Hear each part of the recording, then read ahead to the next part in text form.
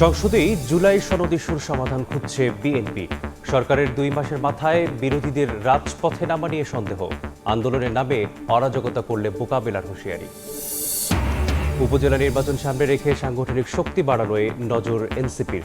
পদবঞ্চিত BNP নেতাদের দলে ফেরানোর টার্গেট। দরজা খোলা অপরাধহীন ছাত্রলীগ নেতাকর্মীদের জন্য। ফেসবুক পোস্ট নিয়ে শাহবাগ থানার সামনে ছাত্রদল ও ছাত্র শিবিরের মধ্যে উত্তেজনা, সাংবাদিক সহ 8 জন আহত। পাল্টাপাল্টি বক্তব্য 2 সংগঠনের নেতাদের। 13 বছরেও বিচার আদালতের গণ্ডি পার হতে পারেনি রানা প্লাজা মামলা। আটকে সাক্ষ্য গ্রহণেই ধ্বংসস্তূপে দাঁড়িয়েই বদলে গেছে পোশাক খাত, এখনও মিলছে না পণ্যের ন্যায্য দাম। এবং তাপপ্রবাহ থাকতে পারে আরও কয়েকদিন, আপাতত বৃষ্টির আভাস দেখছে না আবহাওয়াবিদরা। বৈশাখের খরতাপের মধ্যেই উজানের ঢলে হাওরে আকস্মিক বন্যার শঙ্কা।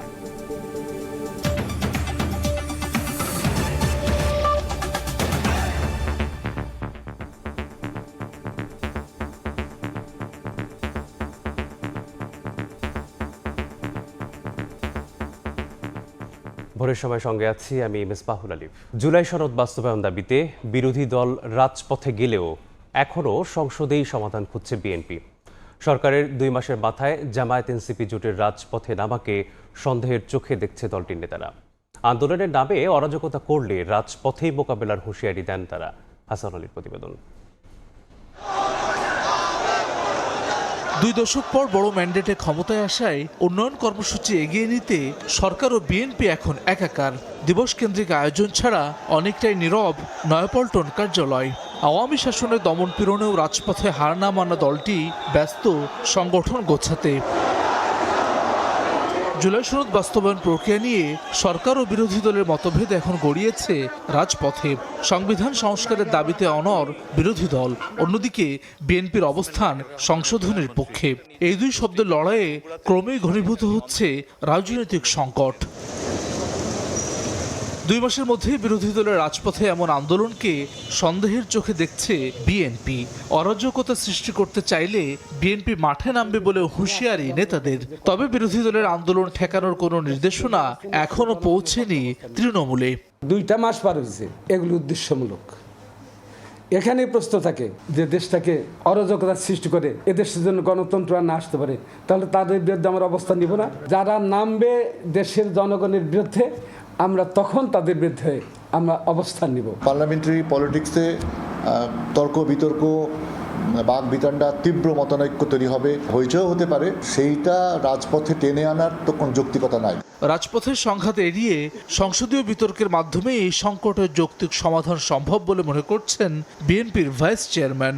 বিরোধী দল তারা পার্লামেন্টে যে ভূমিকা রাখা দরকার সেইটা তাদের পার্লামেন্টেই রাখা উচিত। এইটা রাজপথের বিষয় নয়। সরকারি দল বলে নাই যে জুলাই সনদ বাস্তবায়ন করবে না। এই সংসদ চলবে, এটা আইনের মধ্যে আসবে, সংবিধান সংশোধন হবে, তারপরে এই সনদ বাস্তবায়ন বা সনদ। কিন্তু তার আগেই, ঘোড়ার আগে তো গাড়ি জোড়া যায় না। বিএনপি নেতারা বলছেন লক্ষ্য এখন দ্বিমুখী। একদিকে রাষ্ট্র মেরামত, অন্যদিকে দল পুনর্গঠন। তবে রাজপথে বিরোধী দলের কর্মকাণ্ডের ওপর সজাগ দৃষ্টি রাখছে বিএনপি। হাসান ওয়ালি, সময় সংবাদ, ঢাকা। জ্বালানি সংকট মোকাবেলায় এবার ঐতিহাসিক নৈক্যের নজির তৈরি হলো ত্রয়োদশ জাতীয় সংসদে। করণীয় ঠিক করতে বিদ্যুৎ ও জ্বালানি মন্ত্রীকে প্রধান করে 10 সদস্যের উচ্চ পর্যায়ের কমিটি গঠন করেছে সরকার ও বিরোধী দল। সংসদেই সরকার দলের সদস্যদের নাম ঘোষণা করেন প্রধানমন্ত্রী, পরে তালিকা দেয় জামায়াতও। একই সঙ্গে কাজ করলে দেশের সমস্যা সমাধান সম্ভব বলে মন্তব্য করেন স্পিকার। এই বক্তব্যের ফলে জনগণের মনে অনেক আশার সঞ্চার হয়েছে। ত্রয়োদশ সংসদের প্রথম অধিবেশনের 20তম দিন এক ঐতিহাসিক সাক্ষী হয়ে রইল। সরকার ও বিরোধী দলের কাদা ছোড়াছড়ি নয়, ঐক্যের নজির সৃষ্টি হলো চলমান জ্বালানি সংকট নিরসনে। মাননীয় সংসদ নেতা, আপনি একটি বক্তব্য রাখার ইচ্ছা প্রকাশ করেছেন। ধন্যবাদ মাননীয় স্পিকার। বিদ্যুৎ জ্বালানি খাত নিয়ে নিজেদের কিছু পরামর্শ সরকারকে দিতে চেয়েছিল বিরোধী দল। সাড়া দিলেন প্রধানমন্ত্রী। কথা বলার আগ্রহ জানিয়ে স্পিকারের কাছে বার্তা পাঠালেন। বক্তব্যে তুলে ধরলেন 10 সদস্যের কমিটি গঠন করে আলোচনা করার। বিদ্যুৎ জ্বালানি মন্ত্রী ইকবাল হাসান মাহমুদ টুকুকে প্রধান করে সরকার দলের 5 সদস্যের নাম ঘোষণা করেন। ওনারা প্রস্তাব দিয়েছিলেন ওনাদের পক্ষ থেকে যে ওনাদের কাছে কিছু পরামর্শ আছে। সরকারি দল এবং বিরোধী দল আমরা একসাথে সেই বিষয়গুলি নিয়ে কাজ করতে পারি। প্রস্তাব করছি যে মাননীয় জ্বালানি মন্ত্রী ইকবাল মাহমুদ টুকু ওনাকে এই কমিটির সভাপতি করা হোক। প্রধানমন্ত্রীর প্রস্তাবে ইতিবাচক সাড়া দিতে দেরি করলেন না বিরোধী দলের নেতাও। দিনের বৈঠক শেষের আগেই 5 জনের নাম ঘোষণা করে বিরোধী দল। 5 জনের কথা এখানেই পরিষ্কার ঘোষণা করেছেন। আমিও তাকে সম্মান করে বিরোধী দলের পক্ষ থেকে আরো 5 জনের নাম ঘোষণা করছি। প্রস্তাবটা এই সংসদে এনেছেন ঢাকায় লোড ম্যানেজমেন্টের ব্যাপারে। আমি বলবো যে মেহেরবানি করে এটা যেন সংসদ থেকে শুরু হয়, সংসদ যেন এর বাইরে না থাকে। এ সময় স্পিকার বলেন, সরকার ও বিরোধী দল সহযোগিতার মাধ্যমে এগোলে সমস্যা সমাধান করা সম্ভব হবে। আপনাদের এই বক্তব্যের ফলে জনগণের মনে অনেক আশার সঞ্চার হয়েছে। সরকার এবং বিরোধী দল এইভাবে যদি সহযোগিতার মাধ্যমে অগ্রসর হয়, দেশের যে কোনো সমস্যার সমাধান করা সম্ভব। কমিটির বৈঠকে বিরোধী দলের পরামর্শ সংকট মোকাবিলায় উপযুক্ত হলে গ্রহণ করার প্রতিশ্রুতি দেন প্রধানমন্ত্রী। দিনের কার্যসূচি অনুযায়ী সানবীর রূপল, সময় সংবাদ, ঢাকা। দেশে জ্বালানি সংকট অসহনীয় পর্যায়ে চলে গেছে। প্রয়োজনীয় জ্বালানি পাচ্ছে না বিদ্যুৎ কেন্দ্রগুলো। উৎপাদন সক্ষমতা অর্ধেকে নামায় বেড়েছে লোডশেডিংয়ের তীব্রতা। সচিবালয়ের সংবাদ সম্মেলনে এসব তথ্য জানায় বিদ্যুৎ বিভাগ। এ সভায় রোববার নাগাদ আমদানির বন্ধ ইউনিট থেকে বিদ্যুৎ সরবরাহ শুরু হলে পরিস্থিতির কিছুটা উন্নতি হবে বলেও জানানো হয়। রাজশাহী, খুলনা বিভাগ সহ দেশের 27 জেলার ওপর দিয়ে বইছে তাপপ্রবাহ। গরমের সঙ্গে পাল্লা দিয়ে বেড়েছে বিদ্যুতের চাহিদাও। অথচ জ্বালানির অভাবে 29,000 মেগাওয়াট বিদ্যুৎ উৎপাদন সক্ষমতা নেমে এসেছে অর্ধেকে। শুরু হয়েছে লোডশেডিংয়ের ভোগান্তি। শুধু তাই নয়, মধ্যপ্রাচ্য সংঘাতে আমদানি কমে যাওয়ায় জ্বালানির সরবরাহ নিশ্চিত করা সম্ভব হচ্ছে না প্ল্যান্টগুলোতে। 12,000 মেগাওয়াট বিদ্যুৎ গ্যাস ভিত্তিক কেন্দ্রগুলো থেকে এলেও তা অর্ধেকে নেমে গেছে। বিদ্যুৎ জ্বালানির এমন পরিস্থিতিকে অসহনীয় বললেন খোদ বিদ্যুৎ বিভাগের যুগ্ম সচিব। সচিবালয়ের সংবাদ সম্মেলনে তিনি জানান, প্রতিদিন অন্তত 3,000 মেগাওয়াট বিদ্যুৎ ঘাটতি থাকছে। জ্বালানি সংকটটা অনেক বেশি অসহনীয় পর্যায়ে চলে গেছে। আমাদের 2,000 MMCFD গ্যাসের প্রয়োজন হয়। তারা যদি 1200 MMCFD গ্যাসও আমাদেরকে দিতে পারতো, তাহলেও আমরা 7,200 মেগাওয়াট বিদ্যুৎ উৎপাদন করতে পারতাম অনেক কম পয়সায়। কিন্তু তারা আমাদেরকে 850 থেকে 900 MMCFD গ্যাস দিতে পারছে।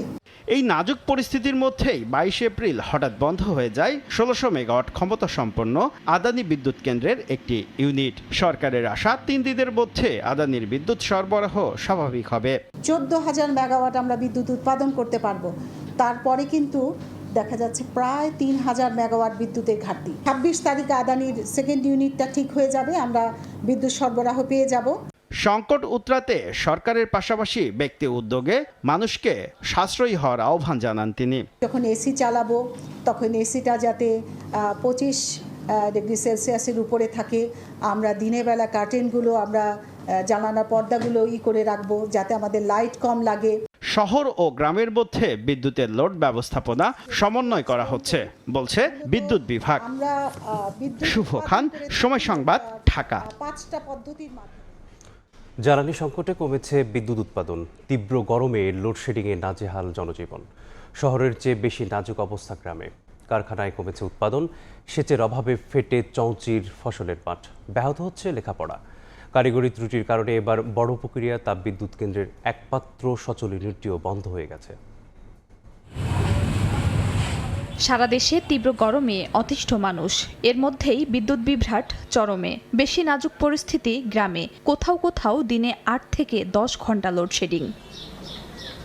চাহিদার তুলনায় সরবরাহ কম থাকায় ঘন ঘন লোডশেডিংয়ে অতিষ্ঠ মাদারীপুরবাসী। সবচেয়ে দুর্ভোগে পল্লী বিদ্যুৎ সমিতির গ্রাহকরা। পর্যাপ্ত বিদ্যুৎ না থাকায় কারখানার উৎপাদন নেমেছে অর্ধেকে। রাত্রে 3-4 বার থাকে না, দিনের ভিতর 5-7 বার থাকে না। বিদ্যুৎ নাই, যার ফলে আমরা অনেকটা বেকার হয়ে গেছি। রাত্রে ঘুমাইতে পারে না, দিনের বেলা কাজ করতে পারে না। ঝিনাইদহে তীব্র লোডশেডিংয়ে নাভিশ্বাস মানুষের মাঝে। দিন রাতে অন্তত 5 থেকে 6 ঘন্টা থাকছে না বিদ্যুৎ। সব থেকে বেশি কষ্টে শিশু ও বৃদ্ধরা। দিনের ভিতরে 4-5 ফিরে যাচ্ছে, রাত্রিও সেই একই পরিস্থিতি। রংপুর সহ উত্তরাঞ্চলেও ভোগাচ্ছে লোডশেডিং। পর্যাপ্ত কয়লা মজুদ থাকার পরও কারিগরি ত্রুটির কবলে পুরোপুরি বন্ধ হয়ে গেছে দিনাজপুরের বড়পুকুরিয়া তাপবিদ্যুৎ কেন্দ্র। বুধবার রাতে 1 নম্বর ইউনিটটি বন্ধ হয়ে যায়। এরপর থেকেই সবকটি ইউনিটেই উৎপাদন বন্ধ হয়ে যায়। এতে চরম ভোগান্তিতে পড়েছেন দিনাজপুর সহ উত্তরের 8 জেলা। 12 থেকে 13 ঘন্টা কারেন্টের লোডশেডিং পাচ্ছি। ঘন্টায় ঘন্টায় কারেন্ট থাকতেছে না, আমরা কাজকর্ম করতে পারতেছি না।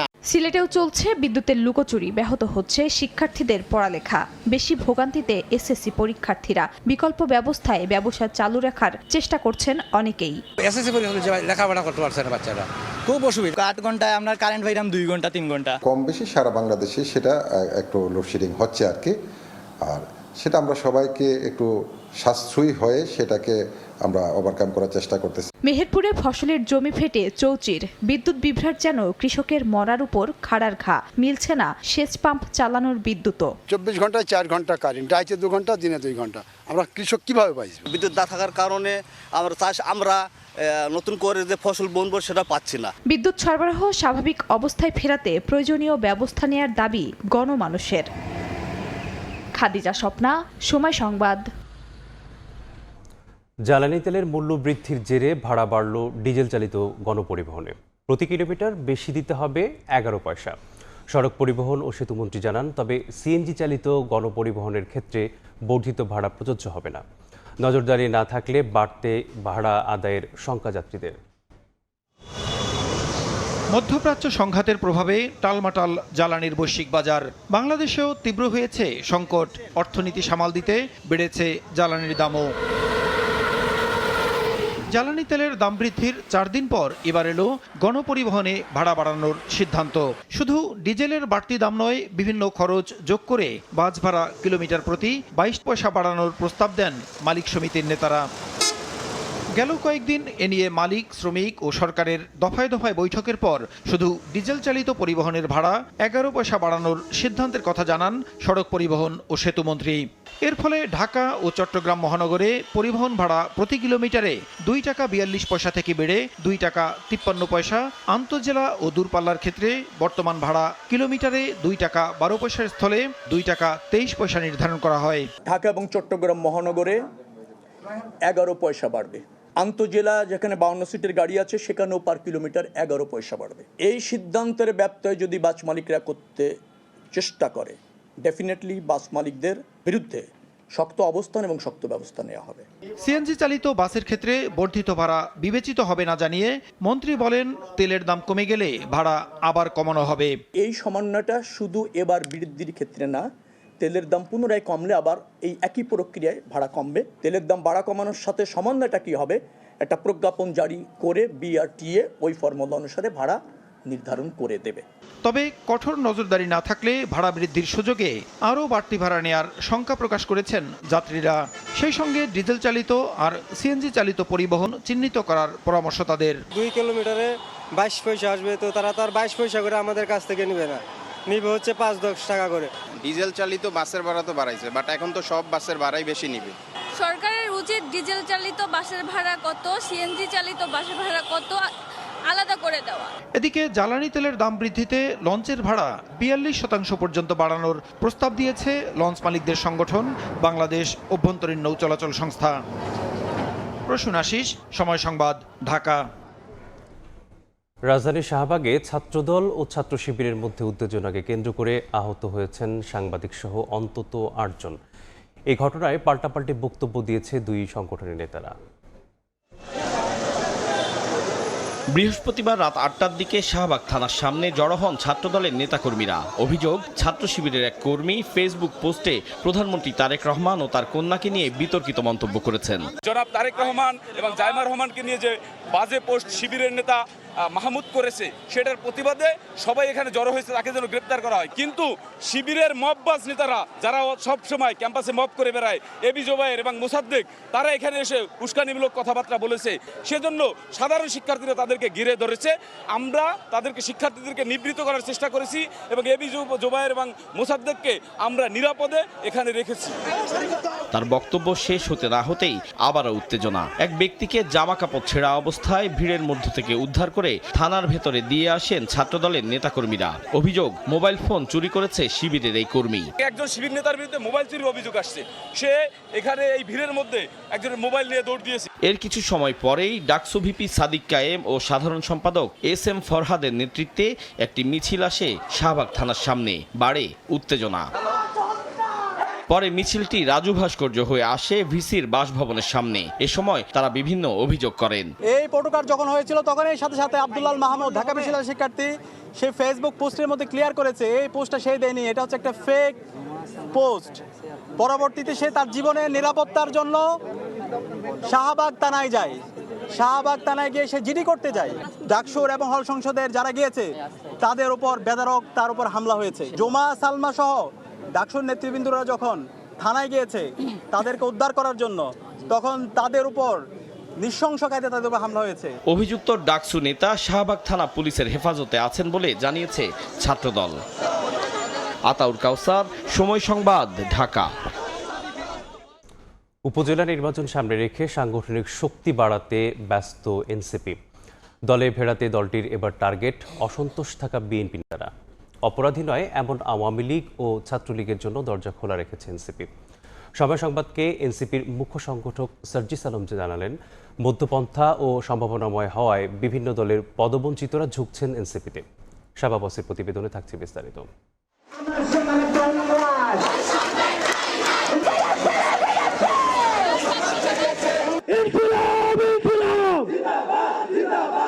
জুলাইয়ের উত্তাল রাজপথ থেকে নির্বাচনী মাঠ পেরিয়ে সংসদে এখন জাতীয় নাগরিক পার্টি এনসিপি। রাজনীতির মাঠে নতুন এই দলটি বছর জুড়েই ছিল আলোচনা ও সমালোচনায়। জুলাই সনদ বাস্তবায়নের দাবি নিয়ে সংসদ ও রাজপথে সরব দলটি। 11 দলীয় জোটের কর্মসূচির পাশাপাশি এনসিপি এখন ব্যস্ত সংগঠন গোছাতে। উপজেলা পরিষদের নির্বাচন সামনে রেখে এর মধ্যেই বিভিন্ন দলের বঞ্চিত নেতাকর্মীদের টার্গেট করে এগোচ্ছে এনসিপি। সম্প্রতি চট্টগ্রামের সাবেক মেয়র ও বিএনপি নেতা মঞ্জুর আলমের বাসায় হাসনাত আবদুল্লার বৈঠক উস্কে দিয়েছে নতুন বিতর্ক। সেই সাথে গুঞ্জন আছে এনসিপিতে যোগ দিতে পারেন স্বতন্ত্র এমপি ব্যারিস্টার রুমিন ফারহানা। ঢাকা 7-এ স্বতন্ত্র নির্বাচন করে পরাজিত যুবদলের সাবেক নেতা ইসাক সরকার এনসিপিতে যোগ দিতে পারেন এমন কথাও ভাসছে সামাজিক যোগাযোগ মাধ্যমে। তবে কি বিএনপির সাবেক কিছু শীর্ষ নেতাদের দলে ভেরাতে চাচ্ছে এনসিপি? সময় সংবাদকে এনসিপির মুখ্য সংগঠক সার্জিস আলম জানালেন, টার্গেট নয় দ্বিপাক্ষিক যোগাযোগ রাখছে এনসিপি। রুমিন ফারহানা আপা বলেন কিংবা মঞ্জুর ভাই বলেন, খুব স্বাভাবিকভাবেই যে মানুষগুলোর এখনো গ্রহণযোগ্যতা আছে আমরা তাদের কাছে রিচ করব আমাদের জায়গা থেকে। অনেকে আছে যাদের কাছে আমরা অ্যাপ্রোচ করছি তালিকা ধরে, এমন অনেকে আছে যারা আমাদের কাছে অ্যাপ্রোচ করছে। জিয়াউর রহমান যখন বিএনপি গঠন করেন তিনি কিন্তু এরকম বিভিন্ন দলের নেতৃবৃন্দের কাছে নিজে অ্যাপ্রোচ করেছেন এবং এইভাবে দলটা বড় করেছেন। তো আমরা সেই প্রক্রিয়াটা অনুসরণ করছি। এই প্রক্রিয়ায় যে কোনো রাজনৈতিক দলের গ্রহণযোগ্য যারা মানুষ, যাদের সাথে বৈষম্য করা হচ্ছে, উপযুক্ত স্পেসটা দেওয়া হচ্ছে না, স্বজনপ্রীতির কারণে যে মানুষগুলো তার উপযুক্ত জায়গাটা পাচ্ছেন না, সেই মানুষগুলো এনসিপিতে আসতে পারেন। সাংগঠনিক শক্তি বাড়াতে এবার অপরাধী নয় এমন আওয়ামী লীগ ও ছাত্রলীগের নেতাকর্মীদের জন্য দরজা খোলা রাখতে চায় এনসিপি। দলটির প্রধান নাহিদ ইসলামের সাম্প্রতিক বক্তব্যের ব্যাখ্যা দিলেন সার্জিস আলম। বিএনপি বলেন, জামায়াত ইসলাম বলেন, আওয়ামী লীগ বলেন, গণ অধিকার, যে কোনো রাজনৈতিক দল যারা এনসিপির আদর্শটাকে ধারণ করবে, এটা একটা গুরুত্বপূর্ণ বিষয়। এবং 2, যাদের পূর্বে ফ্যাসিস্টের যে কাঠামো যার মধ্য দিয়ে তারা মানুষের জুলুম করেছে, নির্যাতন করেছে, এটার সাথে যার কোনো সম্পৃক্ততা নাই, তারা যে কেউ আমাদের দলে চাইলে আসতে পারে। আমরা আমাদের জায়গা থেকে যদি তারা আগ্রহ দেখায়, আমরা ওই বিষয়গুলো যাচাই বাছাই করে আমরা তাদেরকে দলে নিতে প্রস্তুত। দলের মধ্যমপন্থা ও ভবিষ্যৎ সম্ভাবনার কারণেই বিভিন্ন প্ল্যাটফর্ম থেকে সম্প্রতি অনেক সদস্যই এনসিপিতে যোগদান করেছে বলে মনে করেন দলের এই শীর্ষ নেতা। শাবাব ওয়াসি, সময় সংবাদ, ঢাকা। চট্টগ্রাম সরকারি সিটি কলেজের ঘটনার জেরে পাবনার ঈশ্বরদী সরকারি কলেজে ছাত্র শিবির ও ছাত্রদলের পাল্টাপাল্টি কর্মসূচিতে ধাওয়া পাল্টা ধাওয়ার ঘটনায় আহত হয়েছে 5 জন। বৃহস্পতিবার সকালে কলেজ ক্যাম্পাস এলাকায় এই ঘটনা ঘটে। পূর্ব ঘোষিত কর্মসূচির অংশ হিসেবে উভয় সংগঠনের নেতাকর্মীরা কলেজ ক্যাম্পাসে অবস্থান নিলে দুপক্ষের মধ্যে উত্তেজনার সৃষ্টি হয়। এক পর্যায়ে ধাওয়া পাল্টা ধাওয়া হয়। এ সময় 2টি ককটেল বিস্ফোরণ হয়। দুপক্ষের আহত হন 5 জনকে স্থানীয় হাসপাতালে চিকিৎসা দেওয়া হয়। ঘটনার পর ছাত্র শিবিরের নেতাকর্মীরা মিছিল নিয়ে ঈশ্বরদী রেলগেট এলাকায় বিক্ষোভ করেন। পরিস্থিতি নিয়ন্ত্রণে রাখতে অতিরিক্ত পুলিশ মোতায়েন করা হয়।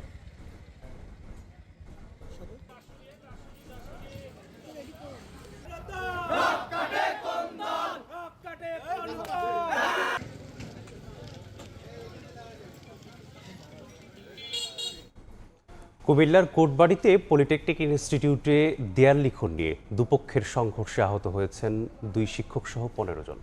মহানগর ছাত্রদলের সাংগঠনিক সম্পাদক ইসমাইল হোসেন জানান, বৃহস্পতিবার বিকেলে দেয়াল লিখনকে কেন্দ্র করে প্রতিষ্ঠানের কয়েকজন শিক্ষকের সঙ্গে শিবির কর্মীদের হাতাহাতি হয়। এতে আহত হন 2 শিক্ষক। সে সময় সাধারণ শিক্ষার্থীরা শিবির কর্মীদের ধাওয়া দিলে শুরু হয় সংঘর্ষ। তবে ছাত্র শিবিরের দাবি, তাদের উপর হামলা চালায় ছাত্রদল। এতে আহত হন তাদের নেতাকর্মীরা। ঘটনার পর কলেজ ক্যাম্পাসে থমথমে পরিস্থিতি বিরাজ করছে।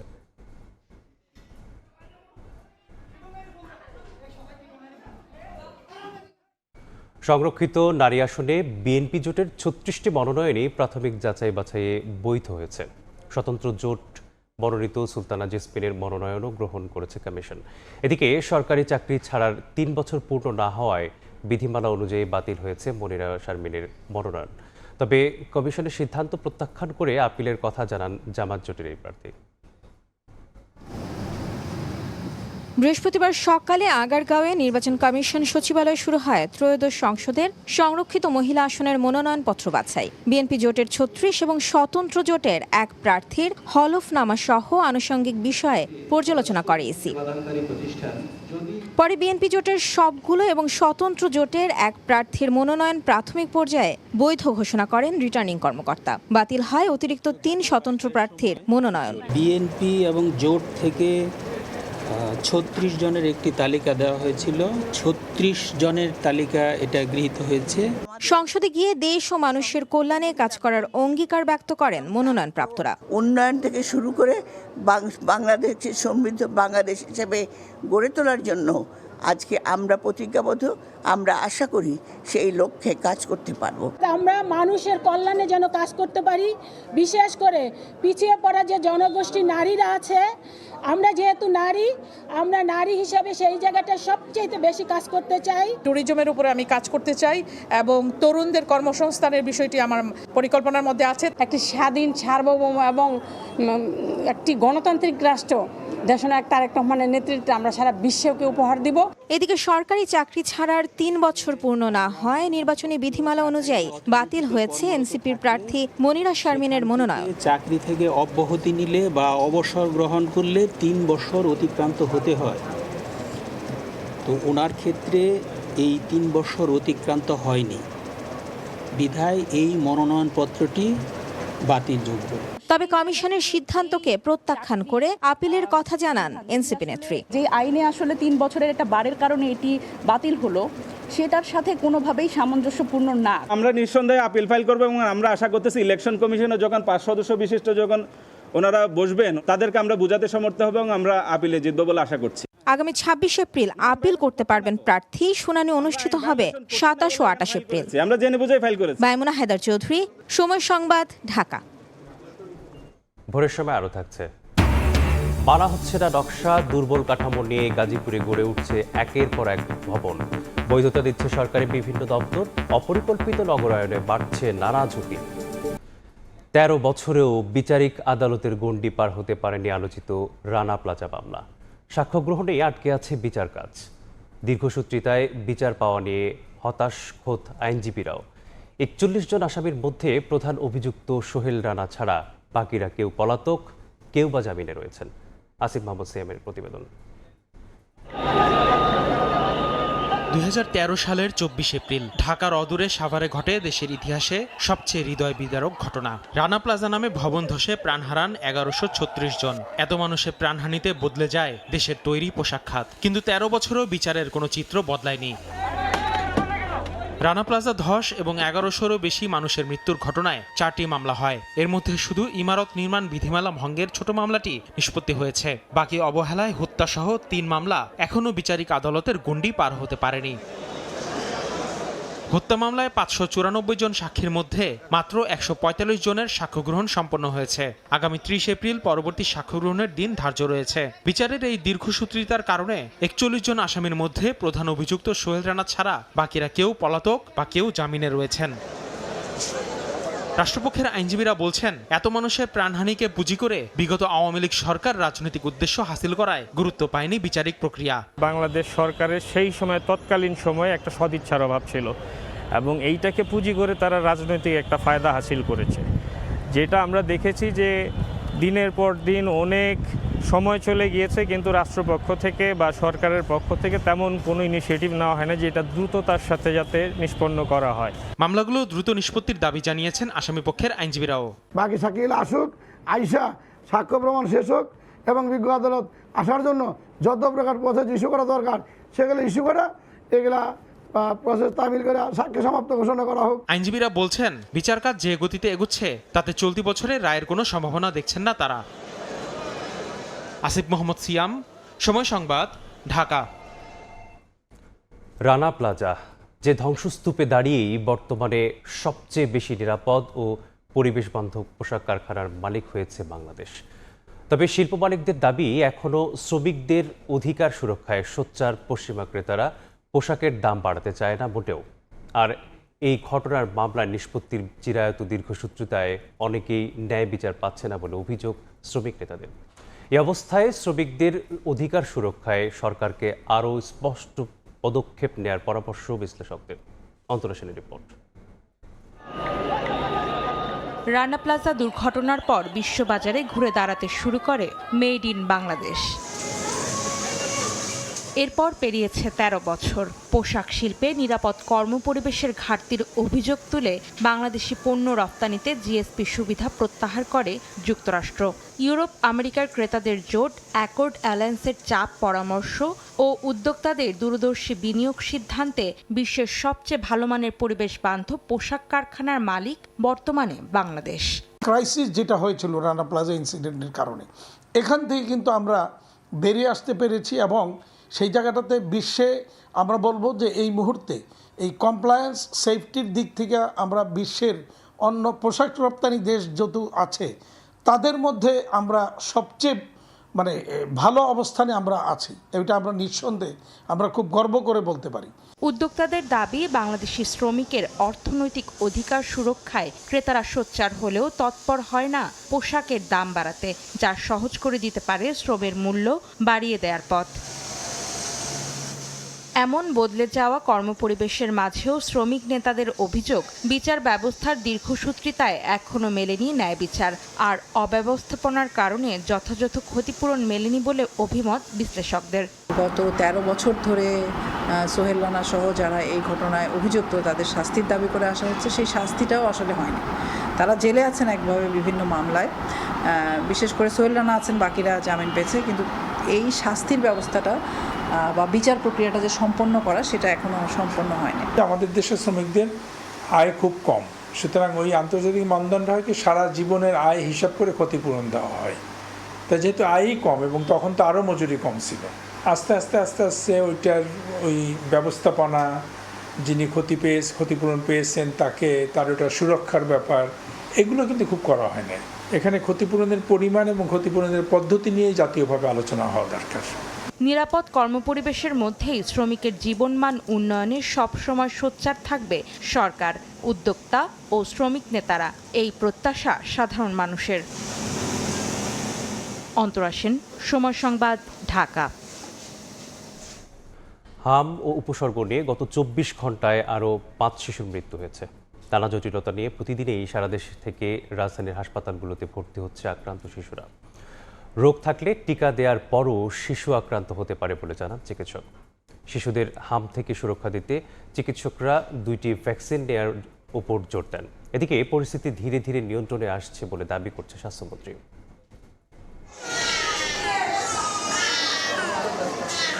হাসপাতাল প্রাঙ্গণ জুড়ে শিশুদের কান্নার শব্দ, যন্ত্রণায় বিছানায় কাতরাচ্ছে ছোট্ট শিশুরা। পরিবারের সদস্যরা প্রহর গুনছেন, কখন সুস্থ হবে চোখের মণি, কখন হাসি মুখে ফিরবে বাড়ি। দিন পেরোলেও কমছে না হাসপাতালে হামে আক্রান্ত শিশুর সংখ্যা। প্রতিদিন রাজধানী শিশু হাসপাতালে নতুন করে ভর্তি হচ্ছে প্রায় ১০ শিশু। হাসপাতালে ভর্তি হওয়া বেশিরভাগ শিশুর আছে বিভিন্ন জটিলতা। টিকা দেওয়ার পরেও অনেক শিশু হামে আক্রান্ত হওয়ায় উদ্বিগ্ন অভিভাবকরা।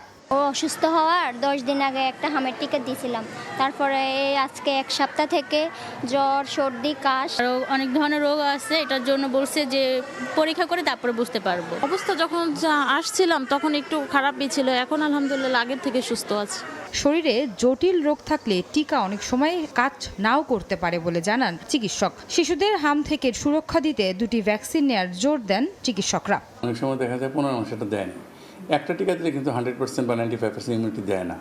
একটা টিকা দিলে হয়তো 60-70% দেয়, 2টা দিলে 95% উপরে দেয়, এটা প্রোটেকশন হয়ে যায়। এদিকে জাতীয় বার্ন অ্যান্ড প্লাস্টিক সার্জারি ইনস্টিটিউটে জাতীয় পুষ্টি সপ্তাহ 2026-এর উদ্বোধন অনুষ্ঠানে স্বাস্থ্যমন্ত্রী জানান, হাম পরিস্থিতি ধীরে ধীরে নিয়ন্ত্রণে আসছে। হাম তো আপনারা জানেন কি অবস্থা এখন ছিল, যাক সবার প্রচেষ্টা আমরা মোটামুটি একটা কন্ট্রোলের মধ্যে আনতে সক্ষম হচ্ছি। এছাড়া শিশুদের পুষ্টি নিশ্চিত করতে মায়ের শাল দুধের বিকল্প নেই বলেও মন্তব্য করেন স্বাস্থ্যমন্ত্রী সরদার মোহাম্মদ সাখাওয়াত হোসেন। কার্যক্রম গ্রহণ আয়েশা সিদ্দিক সামিয়া, সময় সংবাদ, ঢাকা। বাংলাদেশিদের স্বল্প ব্যয়ে মানসম্মত স্বাস্থ্যসেবা দিতে ভারত প্রতিশ্রুতিবদ্ধ বলে জানিয়েছেন ঢাকায় নিযুক্ত দেশটির হাইকমিশনার প্রণয় কুমার ভার্মা। রাজধানীর একটি হোটেলে এক চুক্তি সই অনুষ্ঠানে তিনি জানান, বাংলাদেশের চিকিৎসা খাতের সক্ষমতা বাড়াতে যৌথ উদ্যোগে কাজ করতে চায় ভারত। এ সময় মেডিকেল ট্যুরিজম খাত সুসংগঠিত করতে দুই দেশের বেসরকারি খাতকে এগিয়ে আসার আহ্বান জানান হাইকমিশনার। আয়োজকরা জানান, এই চুক্তির মাধ্যমে বাংলাদেশি রোগীরা ভিসা সহায়তা, উন্নত চিকিৎসা, আবাসন ব্যবস্থা সহ বিমান ভাড়ায় বিশেষ ছাড় পাবেন। Future of our bilateral cooperation will have to be shaped not only by governments but also by businesses, entrepreneurs and institutions that can identify complementarities and convert them into shared prosperity. The quality healthcare systems, innovation and affordability that India offers are globally recognized. We are hopeful that these two companies coming together have the potential to bring those strengths closer to the people of Bangladesh, expanding access, choice and quality in healthcare services. অপরাধ নিয়ন্ত্রণে পুরো Dhaka মহানগরে 11,000 CC camera স্থাপন করবে DMP. খুব তাড়াতাড়ি এই কার্যক্রম শুরু হবে বলে জানিয়েছেন ডিএমপির ভারপ্রাপ্ত কমিশনার মোহাম্মদ সরওয়ার। বৃহস্পতিবার বিকেলে মোহাম্মদপুরের নবনির্মিত বসিলা অস্থায়ী পুলিশ ক্যাম্প উদ্বোধন করেন ডিএমপি কমিশনার। এ সভায় পুলিশ র্যাবের ঊর্ধ্বতন কর্মকর্তা উপস্থিত ছিলেন। পরে পুলিশ ক্যাম্প পরিদর্শন শেষে ওপেন হাউস যে অনুষ্ঠান অংশ নেন তারা।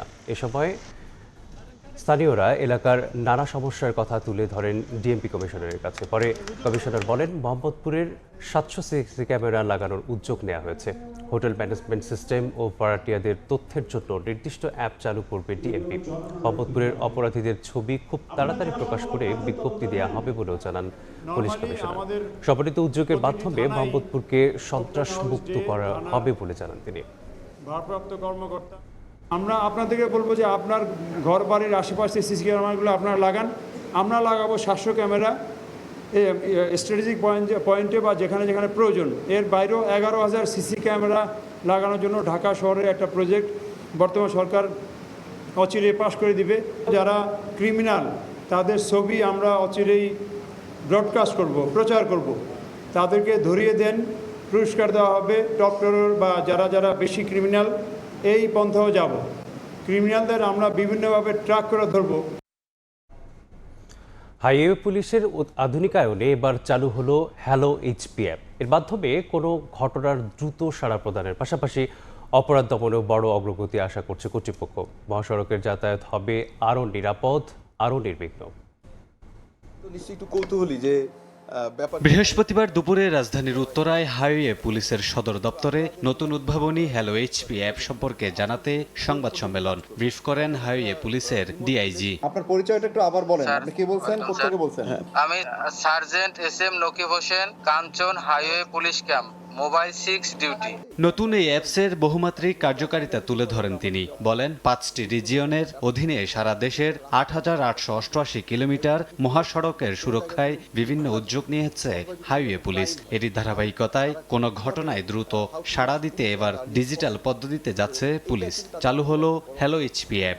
মানে লগ ইন ছাড়াও কল করতে পারবে। হ্যালো এইচপি অ্যাপের মাধ্যমে যে কোনো নাগরিক তাৎক্ষণিক নিজের লোকেশন থেকে পার্শ্ববর্তী হাইওয়ে পুলিশের সহায়তা পাবেন। এছাড়া অ্যাপসটিতে যুক্ত থাকছে fire service, ambulance, filling station, হাসপাতাল ও রেস্টুরেন্ট সহ বিভিন্ন পরিষেবা। হাইওয়েতে যদি কোনো জায়গায় কোনো দুর্ঘটনা ঘটে অথবা যদি কোনো রকম ক্রাইম হয়, তাহলে তারা কিভাবে how to reach police as early as possible.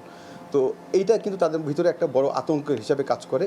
তো এই আতঙ্কটাকে ব্রিজ করার জন্য মূলত আমরা হ্যালো এইচপি নিয়ে এসেছি। আপনারা যখন রাতের বেলা চলাফেরা করবেন, তখন যদি কোথাও কোনো ইনসিকিউর বোধ করেন, এই অ্যাপের মাধ্যমে আপনারা তাৎক্ষণিক সহযোগিতা পেতে পারেন। যখনই আপনার অ্যাপে ওখানে এমার্জেন্সি বাটন আছে, যখনই পুশ করবেন, তখন আপনার নিকটবর্তী যে আমাদের হাইওয়ের যে টহল থাকে, সেই টহলটা আপনাকে রিচ করবে। হাইওয়ে চেকপোস্টে যাত্রী হয়রানি ঠেকাতে কমিউনিটি হাইওয়ে পুলিশ নিয়োগের সুপারিশ করা হয়েছে জানিয়ে কর্মকর্তারা বলছেন, তাৎক্ষণিক সেবা নিশ্চিতে বহরে অতিরিক্ত নজরদারি যানবাহন যুক্ত করা হবে। ৬,০০০ জনবলের একটা প্রস্তাব পাঠিয়েছি এবং অ্যাট দ্য সেম টাইম হাইওয়েকে নিরাপদ রাখার জন্য আমাদের ১৭০০ মতো যানবাহন প্রয়োজন, মোটরসাইকেল সব মিলিয়ে বিভিন্ন ক্যাটাগরির যানবাহন মিলিয়ে সেটারও প্রস্তাব পাঠানো হয়েছে। কমিউনিটি পুলিশ তো part of community, at the same time তারা আমাদের পুলিশের সহায়তা হিসেবে কাজ করবে। কমিউনিটি পুলিশকে আমরা ইতিমধ্যে এই যে লাস্ট এই মাসে আমরা একটা কমিউনিটি পুলিশের ডিজাইন করে দিয়েছি জ্যাকেটে যেখানে কমিউনিটি পুলিশের লোগো থাকবে এবং পেছনে লেখা থাকবে কমিউনিটি হাইওয়ে পুলিশ। এইটা হলে যেটা সুবিধা হবে সেটা হলো যে ভেরি ইজি টু আইডেন্টিফাই। মানুষের ভোগান্তি নিরসন ও চাঁদাবাজি রুখতে ডিজিটাল প্রসিকিউশন পদ্ধতি চালুর কথাও ভাবছে পুলিশের এই বিশেষায়িত ইউনিটটি। যে ম্যাজিক্যাল একটা এনভায়রনমেন্ট ক্রিয়েট করবে। কামরুল হাসান, সময় সংবাদ, ঢাকা। রাজধানীর বনানীতে একটি বাসের চাপায় 2 জন নিহত হয়েছেন। এ ঘটনায় আহত হয়েছেন আরও 3 জন। বৃহস্পতিবার বিকেলে 3:30টার দিকে বনানী সেতু ভবনের সামনে দুর্ঘটনা ঘটে। প্রত্যক্ষদর্শীদের বরাতে জানা যায়, এয়ারপোর্টগামী ভূঁইয়া পরিবহনের বাসটি বনানী সেতু ভবনের সামনে হঠাৎ ব্রেক করলে সড়ক বিভাজনকে ধাক্কা দেয়। এতে ঘটনাস্থলেই 2 জন নিহত হন। আহতদের কুর্মিটোলা হাসপাতালে ভর্তি করা হয়েছে বলে জানা গেছে। পাইপলাইন খনন করতে গিয়ে মাটি চাপা পড়ে 2 শ্রমিকের মৃত্যু হয়েছে। এছাড়া আহত হয়েছেন আরও 2 জন। এ সময় ঠিকাদারের পক্ষের কয়েকজন বিতর্কিত মন্তব্য করলে বিক্ষুব্ধ শ্রমিকরা চট্টগ্রাম মেডিকেলের জরুরি বিভাগের কক্ষ ভাঙচুর করে। এই ঘটনায় 7 জনকে আটক করা হয়েছে। চীনা প্রতিষ্ঠানের তত্ত্বাবধানে চট্টগ্রামের আগ্রাবাদ অ্যাক্সেস রোডে ওয়াসা সোয়ারেজ প্রকল্পের পাইপলাইনের মাটি খনন চলছিল। বৃহস্পতিবার ভোরে কাজ করার সময় মাটি ধসে পড়ে চাপা পড়েন কয়েকজন শ্রমিক। স্থানীয়রা 4 জনকে উদ্ধার করে হাসপাতালে নিলে চিকিৎসক 2 জনকে মৃত ঘোষণা করেন। আহত 2 জন হাসপাতালে চিকিৎসাধীন। এই বালু চাপার পরে আমরা নিয়ে এসে উদ্ধার করি। আমি নিজে আনছি ওদেরকে। আহত 4 জন, 2 জন মারা গেছে আর 2 জন মোটামুটি আলহামদুলিল্লাহ ভালো। কন্ট্রাক্টরের মেইন নাকি যিনি ওনাকে টার্গেট করে ওরা হাসপাতালের ভিতরে ঢুকে গেছে। তখন ওরা সবাই ঢুকছে, পাবলিক যারা ছিল সবাই ঢুকে গেছে। ঘটনার পর ক্ষতিপূরণ নিয়ে ঠিকাদার প্রতিষ্ঠানের এক পক্ষ বিতর্কিত মন্তব্য করলে শ্রমিকদের সঙ্গে কথা কাটাকাটি হয়। বিষয়টি হাতাহাতিতে রূপ নিলে হাসপাতালের মেডিকেল অফিসারের কক্ষ ভাঙচুর করা হয়। আটক করা হয় বেশ কয়েকজনকে। মারা গেছে, আবার টাকা দেওয়া লাগবে কি জন্য? ওই যে ব্যক্তিটাই কথা বলছে ওনাকে মারতে আইছিল, আইসে ও ভিতরে পালাইছে, এইদিকে ওরা ভাঙচুর করছে। এসে হুম রেখে এটার উপরে পড়ছে আর কি, এই গ্লাসের উপরে পড়ার কারণে ভেঙে গেছে। জাস্ট এখানে কেউ আঘাত করেনি, আমার মনে হয় আঘাত করলে গ্লাসগুলো ভেঙে যেত। অ্যাটাক করার পর এখন আমাদের ডাক্তাররা যেখানে বসে ইমার্জেন্সি রুমে গাছতলা সব ভেঙে গেছে। তখন এদেরকে আমরা নিয়ে থানায় পাঠিয়ে দিব, ওখান থেকে জেলে চালান দিব। নিহতদের মধ্যে রাকিবের বাড়ি ভোলা আর তুষারের বাড়ি দিনাজপুরে। পার্থপ্রতিম বিশ্বাস, সময় সংবাদ, চট্টগ্রাম। সেনাপ্রধান জেনারেল ওয়াকারুজ্জামান মিরপুর সেনানিবাসে ক্যাপস্টোন কোর্সের সমাপনী অনুষ্ঠানে তিনি বলেন, স্বাধীনতার এত বছরেও দ্বিতীয় কোনো রিফাইনারির প্রতিষ্ঠান না থাকায় সমস্যা আরও জটিল হয়েছে। আমদানি রপ্তানি নৌপথে হওয়ায় নৌবাহিনীর সক্ষমতা বাড়ানোর উপর জোর দেন সেনাপ্রধান। Member of parliament Faridpur 3। Mirpur সেনানিবাসের ন্যাশনাল ডিফেন্স কলেজে গত 5 এপ্রিল থেকে শুরু হয় ক্যাপস্টোন কোর্স। এতে অংশ নেন সংসদ সদস্য, জ্যেষ্ঠ সামরিক ও পুলিশ কর্মকর্তা, শিক্ষাবিদ, জ্যেষ্ঠ চিকিৎসক, সরকারি ও বেসরকারি সংস্থার উচ্চপদস্থ প্রতিনিধি, কূটনীতিক সহ 45 জন। To bring these matters to the notice of the leadership at the highest level of the country. কোর্সের সমাপনী অনুষ্ঠানে ন্যাশনাল ডিফেন্স কলেজের কমান্ড্যান্ট জানান, জাতীয় গুরুত্বপূর্ণ বিষয়গুলোতে ঐক্যমত্য গঠনে ভূমিকা রাখবে এই course. I must gratefully acknowledge your enthusiastic involvement in the program which enabled us to achieve our goal. প্রধান অতিথির বক্তব্যে সেনাপ্রধান জেনারেল ওয়াকারুজ্জামান কথা বলেন জ্বালানি সংকট নিয়ে। ইরান, যুক্তরাষ্ট্র, ইসরায়েল যুদ্ধ টেনে তিনি বলেন, স্বাধীনতার এত বছরেও দ্বিতীয় রিফাইনারি প্রতিষ্ঠান তৈরি না হওয়ায় বেশি দামে তেল আমদানি করতে হচ্ছে। We didn't develop the Eastern Refinery, or we didn't have a second refinery. স্বাধীনতার 54-55 বছর পার হয়ে গেলেও আমরা দ্বিতীয় কোনো রিফাইনারি করতে পারিনি। বর্তমান ইরান, ইউএসএ বা ইসরায়েল সংকট জ্বালানি নিরাপত্তার উপর কতটা প্রভাব ফেলতে পারে এবং তা সাধারণ মানুষের জীবনে কেমন প্রভাব ফেলে সেটি আজ স্পষ্ট। Energy security, how much it can. আমদানি রপ্তানি সমুদ্র পথের উপর নির্ভরশীল হওয়ায় সমুদ্র সীমা রক্ষায় নৌবাহিনীকে আরও শক্তিশালী করার তাগিদ দেন তিনি। Bangladesh Navy. বাংলাদেশ নৌবাহিনী আমাদের জন্য অত্যন্ত গুরুত্বপূর্ণ। আমাদের আমদানি রপ্তানি মূলত সমুদ্র পথের উপর নির্ভরশীল। আমাদের সি লাইন অফ কমিউনিকেশন রক্ষা করতে হলে নৌবাহিনীকে আরও শক্তিশালী করতে হবে। জবাবদিহিতা ছাড়া কোনো প্রতিষ্ঠান দাঁড়াতে পারে না জানিয়ে সেনাপ্রধান বলেন, সামরিক বাহিনীর মধ্যে জবাবদিহিতা নিশ্চিতের মাধ্যমে শক্তিশালী প্রতিরক্ষা ব্যবস্থা গড়ে তোলা সম্ভব। মাসুদুর রহমান, সময় সংবাদ, ঢাকা। আন্তর্জাতিক সহযোগিতা, জাতীয় নির্বাচন সংশ্লিষ্ট কার্যক্রম ও দুর্যোগ মোকাবেলা সহ বিভিন্ন গুরুত্বপূর্ণ দায়িত্ব পালনের জন্য বাহিনীর সব সদস্যকে ধন্যবাদ জানিয়েছেন বিমান বাহিনী প্রধান air chief marshal Hasan Mahmud Khan. বৃহস্পতিবার বিমান বাহিনীর ঘাঁটি বাসারের ফ্যালকন হলে বাংলাদেশ বিমান বাহিনীর কমান্ড সেফটি সেমিনারে এ কথা বলেন তিনি। জানান, নিরাপত্তার বিষয়টি সবার দায়িত্ব এবং প্রতিটি ঘাঁটি ও সব পর্যায়ের সদস্যদের এতে সক্রিয়ভাবে সম্পৃক্ত থাকতে হবে। এ সভায় কমান্ডারদের নিজ নিজ অবস্থান থেকে উদাহরণ সৃষ্টির মাধ্যমে অগ্রগামী নিরাপত্তা মনোভাব গড়ে তোলার আহ্বান জানান air chief marshal Hasan Mahmud Khan. 16 December বা নতুন বছরের শুরুতে থার্ড টার্মিনাল চালুর ব্যাপারে সিদ্ধান্ত নিয়েছে সরকার। বৃহস্পতিবার সচিবালয়ের প্রধানমন্ত্রীর সঙ্গে বৈঠক শেষে একথা জানান বিমান প্রতিমন্ত্রী। জানান, যে কোনো মূল্যে বিমানকে লাভজনক প্রতিষ্ঠানের রূপ দিতে নির্দেশ দিয়েছে প্রধানমন্ত্রী। নতুন অর্থবছরে বাজেট ঘোষণার পর কক্সবাজার বিমানবন্দর থেকে আন্তর্জাতিক ফ্লাইট চালুর পরিকল্পনার কথাও জানান বিমান প্রতিমন্ত্রী। দেশে মেগা প্রকল্পগুলোর মধ্যে অন্যতম হযরত শাহজালাল আন্তর্জাতিক বিমানবন্দরের থার্ড টার্মিনাল। তবে একাধিকবার পিছিয়ে অনিশ্চয়তার মধ্যে ছিল প্রকল্পটি। অবশেষে খুলছে থার্ড টার্মিনাল। বৃহস্পতিবার সকালে এভিয়েশন খাতের সার্বিক দিক নিয়ে সচিবালয়ে প্রধানমন্ত্রীর সঙ্গে বৈঠক করেন বিমানমন্ত্রী, প্রতিমন্ত্রী ও সংশ্লিষ্টরা। পরে বিমান প্রতিমন্ত্রী জানান, চলতি বছরের 16 ডিসেম্বর বা নতুন বছরের শুরুতে চালু হবে থার্ড টার্মিনাল। আমরা চিন্তা করতেছি এন্ড অফ দিস ইয়ার, যদি পারি 16 ডিসেম্বরে করলাম, আর না হলে আমরা নিউ ইয়ারে করলাম।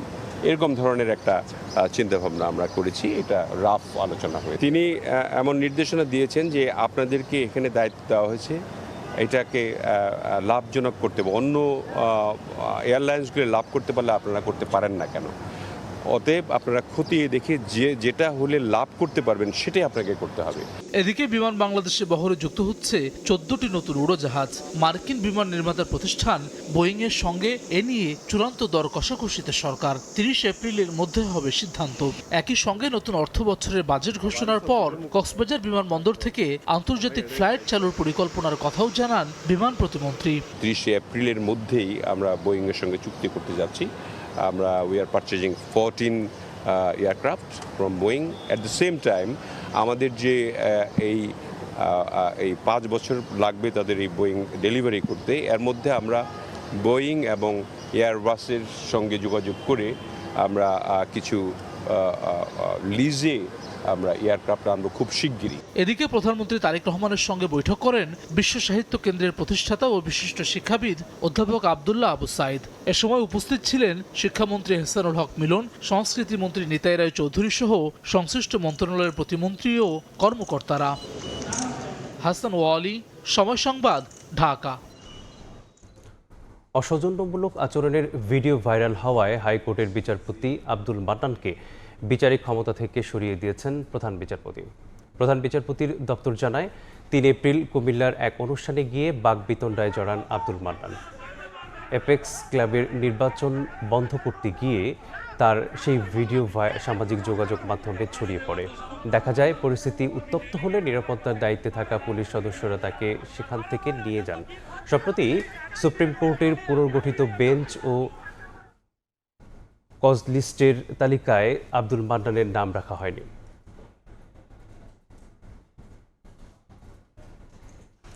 বৈশাখের খরতাপে পুড়ছে দেশ। আপাতত বৃষ্টির কোনো আভাস দেখছেন না আবহাওয়াবিদরা। অন্যদিকে উজানের ঢলে ভাসছে হাওর। একদিকে ৩৬ ডিগ্রি ছড়ানো তাপমাত্রায় জনজীবনে নাভিশ্বাস, অন্যদিকে আকস্মিক বন্যায় তলিয়ে যাচ্ছে কৃষকের স্বপ্ন। চলমান তাপপ্রবাহ আরও কয়েকদিন অব্যাহত থাকতে পারে বলে পূর্বাভাস আবহাওয়া অধিদপ্তরের। বৈশাখের রুদ্র রূপ দেখাচ্ছে প্রকৃতি। তাপমাত্রার পারদ ঊর্ধ্বমুখী, কাঠফাটা রোদ আর ভ্যাপসা গরমে নাজেহাল জনজীবন। রাজধানী সহ দেশজুড়েই বইছে তীব্র তাপপ্রবাহ। বাতাসে জলীয় বাষ্পের আধিক্যে বাড়ছে অস্বস্তি। তীব্র গরমে হাঁসফাঁস অবস্থা শ্রমজীবী থেকে শুরু করে সাধারণ মানুষের। গরম যে পরিমাণ পড়ে মানুষের সহ্য হওয়ার মতো না। দেখা যাচ্ছে অল্প হাঁটলেই টায়ার্ড হয়ে যাচ্ছি। বের হলে মানে পানি খাইতে খাইতে মনে হয় যে ব্যাগে যা টাকা থাকে পানির পিছনে সব টাকা জায়গা। সরকারি বা বেসরকারি কোনো সংস্থা থেকে যে সামান্য একটু পানি বা রিফ্রেশমেন্টের জন্য যদি কোনো কিছু করা যেত তাহলে অবশ্যই ভালো হতো। আপাতত বর্ষণের কোনো আভাস দেখছেন না আবহাওয়াবিদরা, তাই সহসাই তাপপ্রবাহ কমার কোনো পূর্বাভাসও নেই। চলমান যে তাপপ্রবাহটা সেটা 24শে এপ্রিল 25শে এপ্রিল মোটামুটি বিরাজমান থাকতে পারে। 26 তারিখ থেকে 29 তারিখ বা তার পরবর্তী সময় আমাদের বৃষ্টির প্রবণতা এবং পরিমাণ এবং বিস্তৃতি লাভ করতে পারে। তখন আমাদের ভারী বর্ষণ থেকে অতি ভারী বর্ষণও হতে পারে। জলবায়ুর এই বৈরী আচরণে অসুস্থ হয়ে পড়ছেন বয়স্ক ও শিশুরা। ঝুঁকি বাড়ছে হিট স্ট্রোক ও পানিবাহিত রোগের। হিট স্ট্রোকটা ওই যে টেম্পারেচার একসময় এত অত্যাধিক বেড়ে যায়, তখন শরীরের আপনার যে আমাদের থার্মোরেগুলেশন আছে সেটাও ফেল করতে থাকে। বয়স যাদের কম তাদের মধ্যে ঝুঁকিটা যেমন বেশি, বয়স যাদের বেশি তাদের মধ্যে ঝুঁকিটা একটু অনেক বেশি। আমরা প্লেন ওয়াটার খেতে পারি, স্যালাইন ওয়াটার খেতে পারি, হ্যাঁ, এগুলো করে আমরা নিজেদেরকে রিহাইড্রেটেড রাখবো। তপ্ত এই পরিস্থিতির উল্টো পিঠে হাওর জনপদে দেখা দিয়েছে বন্যার শঙ্কা। দুর্যোগ পূর্বাভাস কেন্দ্র বলছে উজান থেকে আসা পাহাড়ি ঢলে প্লাবিত হতে পারে নিম্নাঞ্চল। ঝুঁকিতে কৃষকের ফসল। যে স্কেলে ভারী বৃষ্টিপাতের প্রবণতা রয়েছে ওরকম যদি চলমান থাকে তাহলে হাওর অঞ্চল এবং নদী সংলগ্ন যে নিম্নাঞ্চলগুলো রয়েছে সেখানে কিছুটা বন্যার ঝুঁকি রয়েছে। এর ফলে আমাদের প্রাইমারি ক্ষতিটা হয়ে যায় ফসলের উপরে। বিরূপ আবহাওয়ায় একদিকে যেমন পানির জন্য হাহাকার, অন্যদিকে পানির নিচে কৃষি জমি তলিয়ে যাওয়ার শঙ্কা। দ্বিমুখী সংকট মোকাবিলায় সমন্বিত উদ্যোগ ও সতর্ক থাকার তাগিদ দিচ্ছেন সংশ্লিষ্টরা। তুষার আহমেদ ইমন, সময় সংবাদ, ঢাকা। একদিকে মানা হচ্ছে না নকশা, অন্যদিকে দুর্বল নির্মাণ কাঠামো নিয়ে গাজীপুরে গড়ে উঠেছে একের পর এক ভবন। সেগুলোকে আবার বৈধতা দিচ্ছে সরকারি বিভিন্ন দপ্তর। এসব বিষয়ে তদারকির দায়িত্বে থাকা গাজীপুর উন্নয়ন কর্তৃপক্ষের ভবনটিও অপরিকল্পিত। এমন পরিস্থিতিতে কর্তৃপক্ষের উদাসীনতা কাটিয়ে আরও কঠোর হওয়ার পরামর্শ সচেতন সমাজের। আর সংশ্লিষ্টরা বলছেন অপরিকল্পিত ভবন শনাক্ত শিগগিরই মাঠে নামছে প্রশাসন।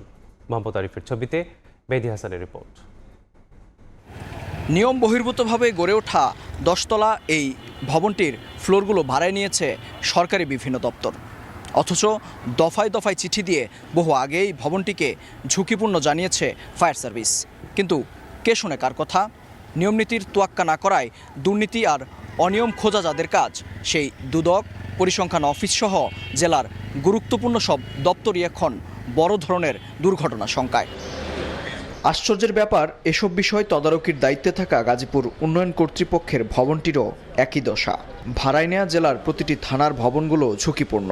প্রশ্ন হচ্ছে, সরকারি সংস্থাগুলোই যেখানে নিয়মের ঊর্ধ্বে, সেখানে সাধারণ মানুষ কতটা নিয়ম মানছে?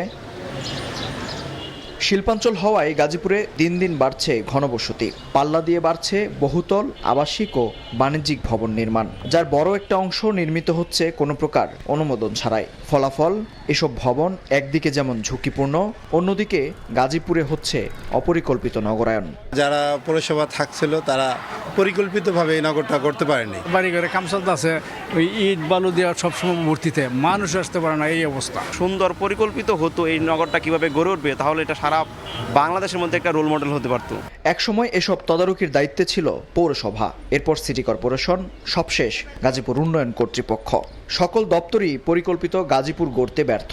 ভবন নির্মাণে নিয়ম মানাতে সরকারি দপ্তরগুলোকে আরও সচেতন হওয়ার পরামর্শ নতুন জেলা প্রশাসকের। আর জনবল ঘাটতির কথা জানিয়ে গাউক চেয়ারম্যান বলছেন, অনুমোদনহীন ভবনের বিরুদ্ধে শিগগিরই মাঠে নামছে কর্তৃপক্ষ। নিজের মতো করে খামখেয়ালি মতো বাড়িঘর না করার জন্য অনুরোধ থাকবে।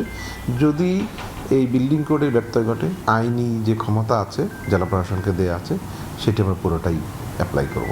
গাউকো অকুপেন্সি সার্টিফিকেট দেখেছে বলে আমার মনে হয় না। আমরা আগামীতে এটা শিফট করছি খুব সহসাই, সেক্ষেত্রে আমরা নিয়মকানুন দেখেই করব।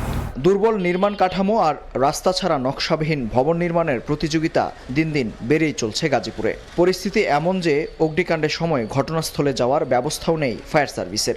এমন বাস্তবতায় সংশ্লিষ্ট দপ্তরগুলোকে সমন্বয়ের পাশাপাশি উন্নয়নমূলক কাজে জনগণকে সম্পৃক্ত করার দাবি সচেতন নাগরিকদের। কর্তৃপক্ষ যদি সঠিক পরিকল্পনার মাধ্যমে এই নগরায়নের ব্যাপারে জনগণকে সচেতন করে, আইনের প্রয়োগ ঘটায়, তাহলেই কিন্তু আসলে আমাদের প্রত্যাশিত নগরী গড়ে তোলা সম্ভব হতো। ভূমিকম্পে এখনো কোনো দুর্ঘটনা না ঘটলেও বড় ধরনের দুর্ঘটনার আশঙ্কায় রয়েছে গাজীপুরবাসী, এমনটাই বলছে ফায়ার সার্ভিস। মেহেদী হাসান, সময় সংবাদ, গাজীপুর। বরিশালে এক তরুণীকে শ্বাসরোধ করে হত্যার অভিযোগ উঠেছে স্থানীয় এক যুবকের বিরুদ্ধে। স্বজনরা জানান, বৃহস্পতিবার সকাল 10টায় বাসা থেকে বের হওয়ার পর থেকে সঞ্জিদা কবির আনিতার মোবাইল ফোন বন্ধ পাওয়া যায়। অনেক খোঁজাখুঁজির পর বিকেলে নগরীর পশ্চিম বগুড়া রোড এলাকায় বৈরুল ইসলাম হিমু নামের যুবকের বাসায় তার মরদেহ পাওয়া যায়। খবর পেয়ে পুলিশ ঘটনাস্থলে পৌঁছে আনিতার মরদেহ উদ্ধার করে ময়নাতদন্তের জন্য হাসপাতালে পাঠায়। তবে ঘটনার পর থেকে অভিযুক্ত হিমু পলাতক।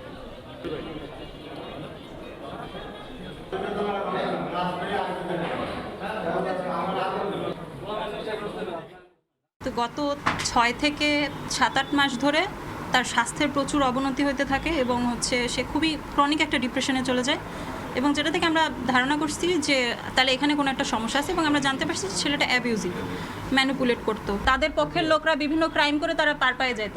সে একবার মার্ডার করে এত বছর বাইরে ফ্রিলি ঘুরছে, এবং সে আরেকটা মার্ডার করছে, এবং সেই মেয়েটা আমার আপন বোন। আমি অবশ্যই বিচার চাই। প্রেমিক কর্তৃক প্রেমিকা খুন হয়েছে। হিমুকে পাওয়া যায়, আমরা চেষ্টা করছি, আশা করছি খুব শীঘ্রই আমরা তাকে অ্যারেস্ট করতে সক্ষম হব। চট্টগ্রামের বীরসরাইয়ে গরু ব্যবসায়ীদের হামলায় আহত ছাত্রদল নেতা শাহরিয়ার আহমেদ হৃদয়ের মৃত্যু হয়েছে। বৃহস্পতিবার দুপুর 2টায় চট্টগ্রাম মেডিকেল কলেজ হাসপাতালের নিবিড় পরিচর্যা কেন্দ্রে চিকিৎসাধীন অবস্থায় মৃত্যু হয় তার। হৃদয় বীরসরাই উপজেলার 1 নম্বর করেরহাট ইউনিয়ন ছাত্রদলের সাংগঠনিক সম্পাদক ছিলেন। তার মৃত্যুতে বিক্ষুব্ধ নেতাকর্মীরা কয়লা এলাকায় বারোইয়ারহাট খাগড়াছড়ি সড়ক প্রায় 1 ঘন্টা অবরোধ করে রাখেন। গত 18 এপ্রিল রাতে ইউনিয়নের কয়লা বাজারে ভারতীয় সীমান্ত দিয়ে অবৈধ পথে আসা একটি গরুবাহী ট্রাক আটক করেন স্থানীয়রা। খবর পেয়ে হৃদয়ের লোকজন নিয়ে ঘটনাস্থলে গেলে তাদের উপর হামলা চালায় গরু ব্যবসায়ীরা। ব্রাহ্মণবাড়িয়ায় 2 মোটরসাইকেলের মুখোমুখি সংঘর্ষে 2 ছাত্রদল কর্মী নিহত হয়েছেন, আহত হয়েছেন আরও 3 জন। বৃহস্পতিবার সন্ধ্যায় নবীনগর উপজেলার নারুই এলাকায় এই দুর্ঘটনা ঘটে। স্থানীয়রা জানান, দ্রুতগতির 2 মোটরসাইকেলের মুখোমুখি সংঘর্ষ হয়। এতে সড়কে ছিটকে পড়েন চালক ও আরোহীরা।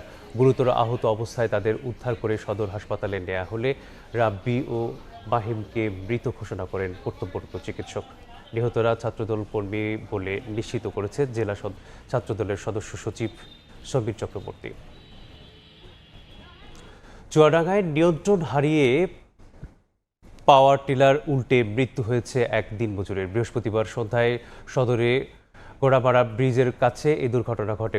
স্থানীয়রা জানান, যাত্রীবাহী একটি বাসকে সাইড দিতে গেলে পাওয়ার টিলারের চালক নিয়ন্ত্রণ হারান। রাস্তার পাশে উল্টে পড়ে শ্রমিকবাহী যানটি। এতে গুরুতর আহত হন পাওয়ার টিলারে থাকা শ্রমিক জাহাঙ্গীর। তাকে উদ্ধার করে সদর হাসপাতালে নেওয়া হলে চিকিৎসক মৃত ঘোষণা করেন। মেহেরপুরের গাংনী উপজেলায় কসবা গ্রামে শ্যালো ইঞ্জিন চালিত ট্রলির ধাক্কায় এক শিশুর মৃত্যু হয়েছে। পুলিশ জানায়, বৃহস্পতিবার বিকেলে চালক সাইফুল ইসলাম তার ট্রলিটি ব্যাক গিয়ারের রাস্তায় তোলার চেষ্টা করেছিলেন। এ সময় অসতর্কতাবশত পেছনে থাকা রিহানকে ধাক্কা দেয়। এতে শিশুটি গুরুতর আহত হয়। পরে স্থানীয়রা তাকে উদ্ধার করে গাংনী উপজেলা স্বাস্থ্য কমপ্লেক্সে নিলে চিকিৎসক রিহানকে মৃত ঘোষণা করেন।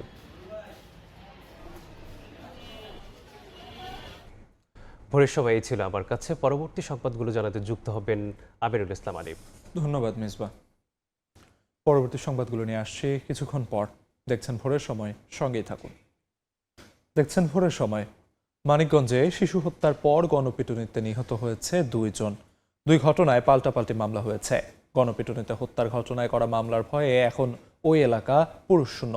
এদিকে আতিকা হত্যা মামলায় গ্রেফতার নাইমের স্বীকারোক্তি অনুযায়ী উদ্ধার করা হয়েছে নিহতের স্বর্ণালংকার। মোহাম্মদ ইউসুফ আলী পাঠানো তথ্য, রমজান আলীর ছবি নিয়ে রিপোর্ট। শিশু হত্যার ক্ষোভে অভিযুক্তের বাবা চাচাকে গণপিটুনিতে হত্যা হয়েছে পাল্টাপাল্টি মামলা। এখন আসামি হওয়ার ভয়ে পুরো এলাকা পুরোশূন্য। মানিকগঞ্জ সদরের কান্দারপাড় গ্রামে আলোচিত শিশু আতিকা হত্যার দুদিন পর গ্রেফতার করা হয়েছে মূল অভিযুক্ত নাইমকে। তার বিরুদ্ধে আতিকার পরিবারের পক্ষ থেকে করা হয়েছে হত্যা মামলা। অন্যদিকে আতিকা হত্যার পর নাইমকে না পেয়ে তার বাবা পান্নু মিয়া, চাচা ফজলুর রহমান এবং বড় ভাই নাজমুল হোসেনকে ডেকে এনে গণপিটুনি দেয় এলাকাবাসী। এতে পান্নু ও ফজলুর মারা গেলে অজ্ঞাতদের আসামি করে পাল্টা মামলা হয়। এরপর থেকে মামলার ভয়ে পালিয়ে গ্রামের সব পুরুষ।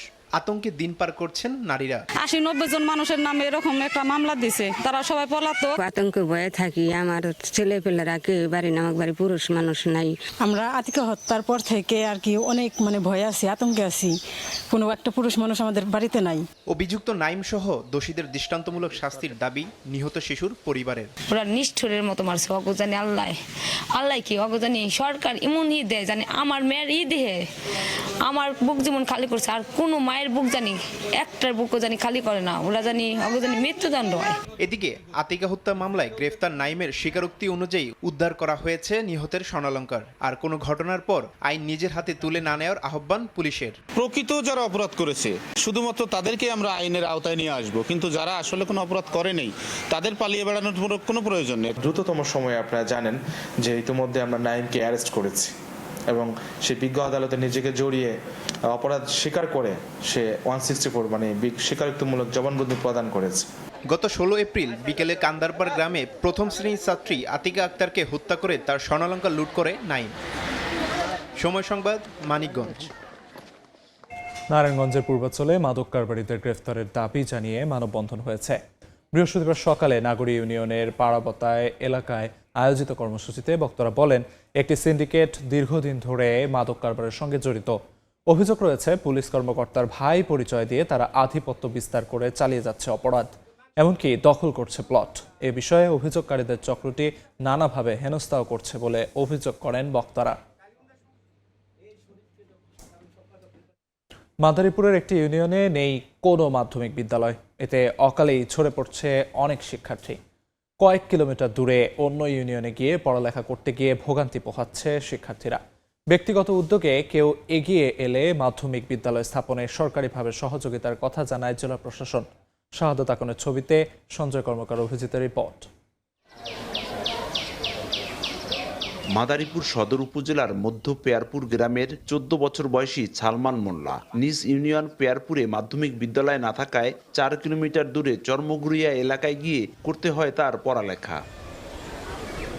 একই অবস্থা ওই ইউনিয়নের মাধ্যমিকের শিক্ষার্থীদের। একটি নিম্ন মাধ্যমিক বিদ্যালয় থাকলেও 8ম শ্রেণীর পর পড়ালেখার আগ্রহ হারাচ্ছে অনেকে। অন্যদিকে রাস্তায় ইপটিজিংয়ের ভয়ে অনেক অভিভাবক দূরে তাদের মেয়েদের পাঠাচ্ছেন না। শিগগিরই পেয়ারপুর ইউনিয়নে একটি মাধ্যমিক বিদ্যালয় নির্মাণের দাবি শিক্ষার্থীদের।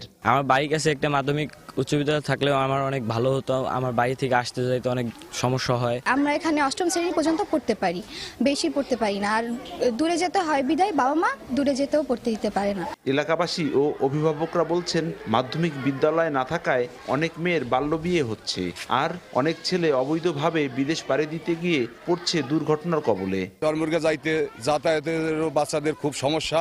বাচ্চাদের উজ্জ্বল ভবিষ্যতের জন্য আমাদের পেয়ারপুর ইউনিয়নে একটি হাই স্কুল অত্যন্ত জরুরিভাবে দরকার। ব্যক্তিগত উদ্যোগে কেউ এগিয়ে আসলে মাধ্যমিক বিদ্যালয় স্থাপনে সরকারিভাবে সহযোগিতার কথা জানায় জেলা প্রশাসন। জেলা প্রশাসনের পক্ষ থেকে আমাদের যে শিক্ষা সংক্রান্ত যে কার্যক্রম হয় এবং শিক্ষা মন্ত্রণালয় আমাদেরকে প্রতিবেদন পাঠাতে হয়, সেখানেও আমরা এই বিষয়গুলিকে উপস্থাপন করতে পারবো যেন সরকারিভাবে উদ্যোগ নিয়ে সেখানে প্রাথমিক এবং মাধ্যমিক, বিশেষ করে মাধ্যমিক বিদ্যালয় যেন স্থাপন করা হয়। পেয়ারপুর ইউনিয়নে 8টি প্রাথমিক বিদ্যালয় ও একটি মাদ্রাসা রয়েছে। সঞ্জয় কর্মকার, অভিজিৎ, সময় সংবাদ, মাদারীপুর। ঢাকার ধামরাইয়ে 45 বছরেও শেষ হয়নি মেডিকেল কলেজ নির্মাণ কাজ। বেসরকারি উদ্যোগে প্রায় 16 একর জমির মূল অবকাঠামো নির্মাণের পর থেমে যায় প্রকল্পের কাজ। এলাকাবাসী বলছেন, অনেক ভবন প্রাকৃতিক দুর্যোগে ক্ষতিগ্রস্ত হয়েছে। এমনকি নিয়মিত মাদক সেবীকে আড্ডা বসে সেখানে। স্থাপনটির মালিক পক্ষের সঙ্গে যোগাযোগ করে এ বিষয়ে শিগগিরই সিদ্ধান্ত নেওয়ার কথা জানায় উপজেলা প্রশাসন। মুজাফফর হোসেন জয়ের পাঠানো তথ্য, মনির হোসেনের ছবি নিয়ে রিপোর্ট। চারদিকে স্থাপনা, মাঝখানে খোলা স্থান। প্রথমে দেখলে মনে হবে পরিত্যক্ত ঐতিহাসিক কোনো পুরাকৃতি, তবে এটি একটি আধুনিক মেডিকেল কলেজের স্থাপনা। 1985 সালে ঢাকার ধামরাই উপজেলার পাইকপাড়া ও পার্শ্ববর্তী টাঙ্গাইলের মির্জাপুর উপজেলার ওয়াশি গ্রামের মাঝে প্রায় 16 একর জমির উপর মেডিকেল কলেজ হাসপাতালের নির্মাণ কাজ শুরু করেন স্থানীয় শিল্পপতি খান মোহাম্মদ ইকবাল।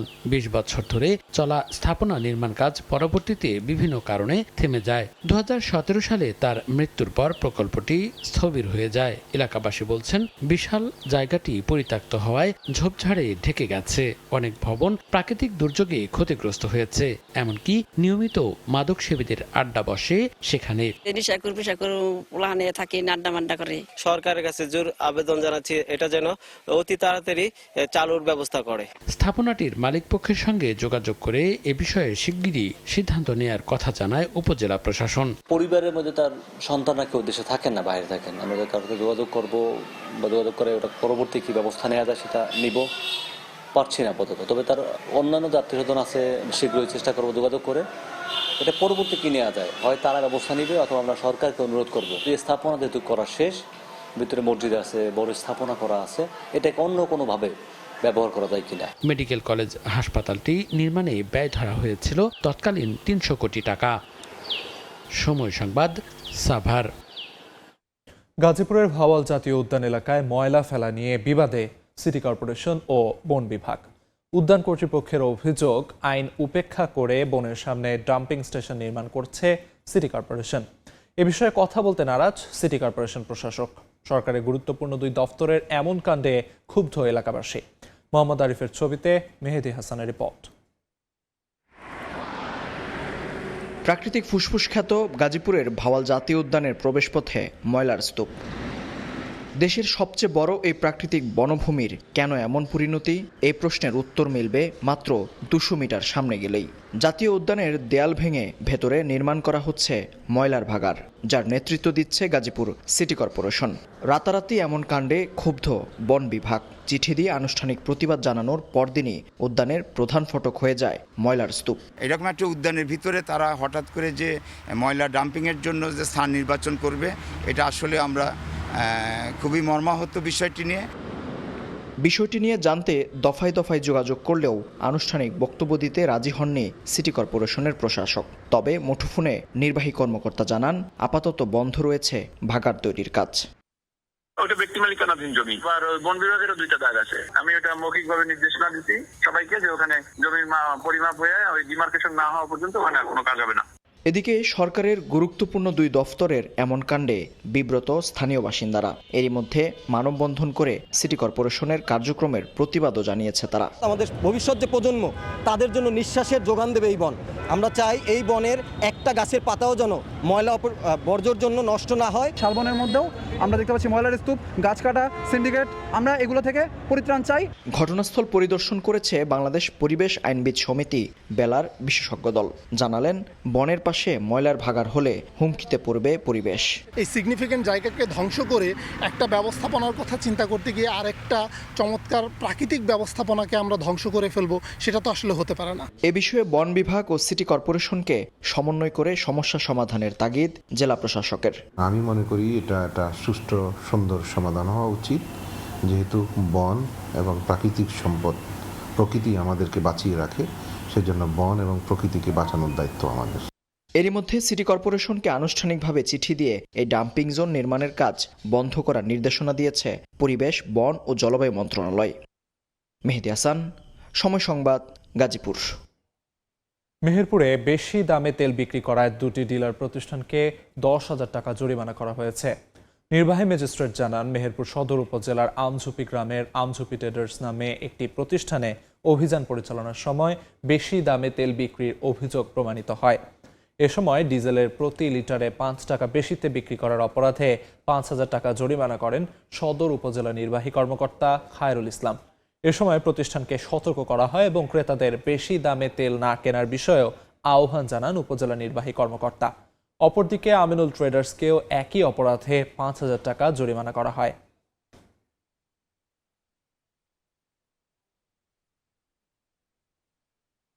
পঞ্চগড়ে জ্বালানি সংকটে বন্ধ বেশিরভাগ ফিলিং স্টেশন। জ্বালানি তেলের দাম বৃদ্ধি করা হলেও অধিকাংশ পেট্রোল পাম্প সরবরাহ না পাওয়ার কথা জানিয়ে বিক্রি কার্যক্রম বন্ধ রেখেছে। এতে জ্বালানি তেল না পেয়ে বিপাকে পড়েছেন ক্রেতারা। ডিপো থেকে পর্যাপ্ত তেল না পাওয়ায় সংকট তৈরি হয়েছে বলে জানান পাম্প মালিকেরা। কমায় নারায়ণগঞ্জে সব ধরনের মাছের দাম বেড়েছে। আড়তদাররা বলছেন জ্বালানি তেলের সংকট ও মূল্য বেড়ে যাওয়ায় পরিবহন খরচ বেড়ে গেছে, তাই মোকাম থেকে বেশি দাম দিয়ে মাছ কিনতে হচ্ছে। বিস্তারিত জানাতে শহরের শীতলক্ষা নদী 3 নম্বর ঘাট এলাকায় আড়তে আছেন সহকর্মী শওকত আলী সৈকত। সরাসরি যাচ্ছি তার কাছে। নারায়ণগঞ্জে শীতলক্ষা নদীর পশ্চিম পারে 3 নম্বর ঘাটে এই মাছের আড়তটি 200 বছরের প্রাচীন মাছের আড়ত। মূলত এই মাছের আড়ত সম্পর্কে যদি বলি যে ব্রিটিশ আমলে এই শীতলক্ষা নদীকে কেন্দ্র করে এবং এই মাছের আড়তটি গড়ে উঠে। মূলত এই মাছের আড়তে এখান থেকে যে শহরের অন্যান্য বাজারগুলোতে এবং পাইকারি মাছ সরবরাহ হয়ে থাকে। এছাড়া বিভিন্ন অনুষ্ঠান এবং হোটেল রেস্তোরাঁয় যে মাছের চাহিদা, সেই চাহিদা এখান থেকে পূরণ হয়ে থাকে। একটা বিষয় জানিয়ে রাখছি, মূলত বিভিন্ন দেশের বিভিন্ন জেলার হাওর অঞ্চল এবং নদীর মাছ কিন্তু এই বাজারে সবসময় বিক্রি হয়ে থাকে। তবে এই সাম্প্রতিক কালে আমরা দেখতে পাচ্ছি যে মাছের চাহিদা অনুযায়ী সেরকম সরবরাহ অনেকটাই কম। প্রতি শুক্রবার ছুটির দিনে সাধারণত এই মাছের আড়তে অসংখ্য মানুষের ভিড় থাকে। কর্মজীবী শ্রমজীবী মানুষ এই ছুটির দিনে তারা মাছ কিনে থাকেন। তবে মাছের আড়তদাররা যেটা বলছেন যে সাম্প্রতিক কালে মধ্যপ্রাচ্যের যুদ্ধের প্রভাবে বাংলাদেশে জ্বালানি তেলের মূল্য সংকট এবং মূল্য বৃদ্ধির কারণে পরিবহন খরচ বেড়ে যাওয়ায় মাছের মোকাম থেকে মাছ আনতে তাদের অতিরিক্ত দাম দিয়ে মাছ আনতে হয়, যে কারণে মাছের দামও প্রায় সব মাছের দামই কেজি প্রতি 100 থেকে 200 টাকা করে বেড়েছে। আমরা এখন এই পর্যন্ত আমরা দেখতে পাচ্ছি যে সব ধরনের মাছেরই দাম কেজি প্রতি 100 থেকে 150 কিংবা 200 টাকা বেড়েছে। তবে তারা বলছেন যে মাছের তেলের দাম যদি নিয়ন্ত্রণে চলে আসলে মাছের সরবরাহ বাড়বে এবং সেই চাহিদা অনুযায়ী মাছের দামও কমবে এবং সেই চাহিদা পূরণ করতে তারা সক্ষম হবে। এই ছিল নারায়ণগঞ্জের পাইকারি মাছের আড়তের সবশেষ। নারায়ণগঞ্জের শীতলক্ষা তীরবর্তী 3 নম্বর ঘাট এলাকা থেকে মাছের আড়তের সবশেষ জানাচ্ছিলেন সহকর্মী। রাজবাড়ীতে পুকুরে বিষ দিয়ে মাছ নিধনের অভিযোগ উঠেছে প্রতিপক্ষের বিরুদ্ধে। সদরের লক্ষ্মীনারায়ণপুর গ্রামে বুধবার সকালে ঘটনা ঘটে। মাছ চাষী লিটন ব্যাপারীর অভিযোগ, প্রতিপক্ষ নুরুল আমিন ও আলমগীর হোসেনের সঙ্গে দীর্ঘদিন ধরে তার জমি জমা নিয়ে বিরোধ চলায় বুধবার সকালে তারা পুকুরে বিষ দেয়। এতে পুকুরে থাকা বিভিন্ন প্রজাতির মাছ মারা যায়। এ ঘটনায় থানায় অভিযোগ করেছে মাছ চাষী লিটন, তবে অভিযোগ মিথ্যা দাবি করেছেন প্রতিপক্ষ নুরুল আমিন।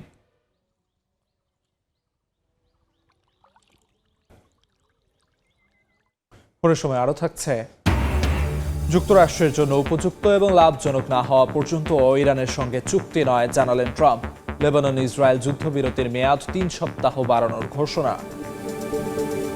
একমাত্র আইএফএল ক্লাস পাইপ নিশ্চিত করে প্রতি ইঞ্চিতে সঠিক থিকনেস ও সঠিক মাপ। পাইপের বস, না কিনলে লস। দখল দূষণে অস্তিত্ব সংকটে গোপালগঞ্জের আতিয়ার খাল। এক সময়ের খরস্রোতা খালটি এখন মৃত প্রায়। পানি প্রবাহ না থাকায় বন্ধ হয়ে গেছে সেচ সুবিধা। বর্ষা মৌসুমে পানি নিষ্কাশন না হওয়ায় আশপাশের ফসলি জমিতে জলাবদ্ধতা সৃষ্টি হচ্ছে। অবশ্য পানি উন্নয়ন বোর্ড বলছে পরিকল্পনা অনুযায়ী খালের বিষয়ে ব্যবস্থা নেওয়া হবে। এইচ.এম. মানিকের ছবিতে জয়ন্ত শিরালির রিপোর্ট। ঝোপঝাড় আর আবর্জনার স্তূপ দেখে চেনার উপায় নেই এটি একসময় প্রবাহমান খাল ছিল। চারিদিকে দুর্গন্ধ আর পানিতে মশার লার্ভা। গোপালগঞ্জ পৌরসভা ও লতিফপুর ইউনিয়নের দুটি গ্রামের উপর দিয়ে প্রবাহিত আতিয়ার খাল। একসময় ছোট বড় নৌকায় কৃষিপণ্য পরিবহন করা হলেও বর্তমানে নেই পানির প্রবাহ। এ কারণে বন্ধ হয়ে গেছে সেচ সুবিধা। অনেক স্থানে খালের জায়গা দখল করে গড়ে উঠেছে বিভিন্ন স্থাপনা। অন্যদিকে বর্ষা মৌসুমে পানির নিষ্কাশন না হওয়ায় আশপাশের ফসলি জমিতে জলাবদ্ধতা সৃষ্টি হচ্ছে। চাষাবাস করতে পারছি না। খালটা যদি খনন করা হতো তাহলে আমরা ওই খালের থেকে জল দিয়ে আমরা জমি সেচ করতে পারতাম। খাল ঠিক যেরকম ছিল ওরকম আর নাই, এখন খাল ভরাট হয়ে গেছে। সেই খালের কোনো পানি যাচ্ছে না, ময়লা মশা আবর্জনা খুবই আমরা অসুস্থ পড়তেছি, প্রচুর মশা।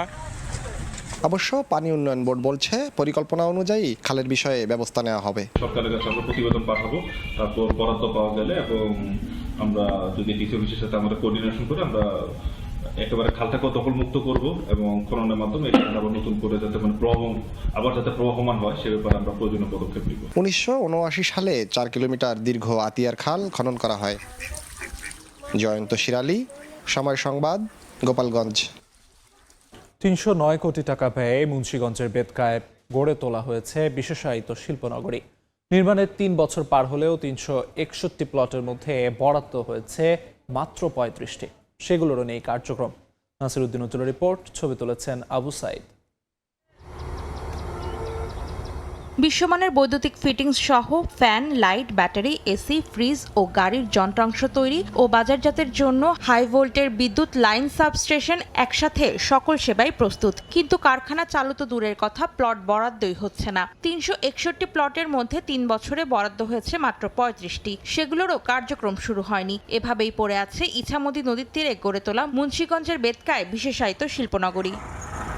ধোলাইখাল সহ রাজধানীর অপরিকল্পিত বৈদ্যুতিক হালকা প্রকৌশল শিল্প মুন্সিগঞ্জের টঙ্গিবাড়ি উপজেলার এই বেতকায় সরিয়ে নিতে শিল্পনগরীটি গড়ে তুলেছে বিসিক। কিন্তু রাজধানীর সঙ্গে সহজ যোগাযোগ বেতকাত তেঘরিয়া সড়কে নির্মাণাধীন মোল্লাবাজার সেতু দীর্ঘদিনেও চালু না হওয়া, ইছামতি নদীর নাব্য সংকট ও প্লটের মূল্য বেশি থাকায় তা উদ্যোক্তা টানতে পারছে না। মোল্লাবাজার ব্রিজ যে পর্যন্ত না হইব এ পর্যন্ত এই রাস্তা যেমনি থাকবে, এই পথে যেমনি থাকবে। এই মোল্লাবাজার ব্রিজটা যদি হয়ে যায় এইদিকে উন্নয়ন হবে ভালো। সময়তে ফেরি পাওয়া যায় না, রাত্রে ঘুরে আমাকে অন্য আসতে হয়। এই শিল্পনগরটা বদ্ধ হয়ে রয়েছে, যদি ব্রিজটা চালু হইতো তাহলে সবার জন্য একটু সুবিধা হইতো। সরকারের কাছে আবেদন আমাকে যে ব্রিজটা দ্রুত করে ফেলা।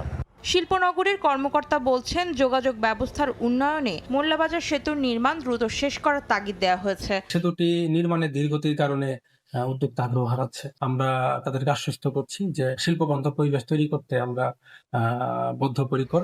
শিল্প পার্কটি চালু হলে 10,500 মানুষের কর্মসংস্থান হবে বলে প্রত্যাশা বিসিকের। সময় সংবাদ, মুন্সিগঞ্জ। নির্বাচিত সরকার ক্ষমতায় আসার পরও বিনিয়োগে উদ্যোক্তাদের আস্থা ফেরেনি। উল্টো ব্যাংক থেকে নেওয়া সরকারি ঋণের পরিমাণ বাড়ছে। এ অবস্থায় বৈশ্বিক সংকটের কারণ দেখিয়ে অর্থনৈতিক সংস্কার থেকে সরে এলে তা আরও আত্মঘাতী হবে বলে মনে করে গবেষণা প্রতিষ্ঠান PRI। আর রাজনৈতিক প্রতিশ্রুতি যেন মূল্যস্ফীতি আরও উস্কে না দেয় সে ব্যাপারে সতর্ক হওয়ার আহ্বান জানিয়েছে ICC। বাজেট ঘাটতি মেটাতে চলতি অর্থবছরের প্রথম 7 মাস জুলাই থেকে জানুয়ারি সময়ে আর্থিক খাত থেকে প্রায় 73,000 কোটি টাকা ঋণ করেছে সরকার, যার প্রায় 65,000 কোটি টাকাই এসেছে ব্যাংক থেকে। এই পরিমাণ আগের অর্থবছরের একই সময়ের তুলনায় ব্যাংক থেকে সরকারের নেয়া ঋণের প্রায় 4 গুণ বেশি, যা বেসরকারি খাতের বিনিয়োগ থমকে দিয়েছে বলে মনে করে PRI। Banking sector was fractured with the 30% NPL. Our private sector credit growth dipped to 6% because banks were being too cautious. Our growth plummeted to 3% in Q2 of fiscal year 26. বৈশ্বিক অস্থির পরিস্থিতিতে অর্থনৈতিক প্রবৃদ্ধি ধরে রাখার কৌশল বিষয়ক এই আলোচনায় PRI জানায়, IMF এর চাপে নয় বরং অর্থনীতির স্বার্থেই আর্থিক খাতে সংস্কার দরকার। ঋণ খেলাপিদের বিরুদ্ধে নিতে হবে কঠোর ব্যবস্থা। These are I think there are 5 of them: exchange rate reform, revenue reform, fiscal consolidation, banking sector reform, and macroeconomic stability targets. I would say Bangladesh is still in a decent position when it comes to macroeconomic stability targets. আলোচনায় অংশ নিয়ে ICC chairman অভিযোগ করেন, সরকারি বেসরকারি খাতের সমন্বয়হীনতায় কাঙ্ক্ষিত বিনিয়োগ আসছে না। বলেন, রাজনৈতিক প্রতিশ্রুতি যেন মূল্যস্ফীতি আরো উস্কে না দেয় সে ব্যাপারে সতর্ক হতে হবে। নতুন করে ইনফ্লেশন সৃষ্টি না হয় সেই জিনিসগুলো দেখতে হবে। পলিটিক্যাল কমিটমেন্টের কারণে ওই অনেক সময় যদি আমরা বেশি খরচ করতে চাই তাহলে সেটাও আবার ইনফ্লেশনে যোগ হবে। টানা কয়েক মাস ধরে দেশের রপ্তানি আয় আশানুরূপ না হওয়ায় নীতি নির্ধারকদের নতুন নীতি কৌশল ঢেলে সাজানোর তাগিদ দেওয়া হয় আলোচনায়। MS আরিফিন, সময় সংবাদ, ঢাকা। মধ্যপ্রাচ্য সংঘাতের মধ্যেও প্রবাসী আয়ে ইতিবাচক ধারায় বাংলাদেশ। চলতি মাসের প্রথম 21 দিনে এসেছে 233 কোটি ডলারের রেমিটেন্স, যা গত বছরের একই সময়ের তুলনায় প্রায় 19% বেশি।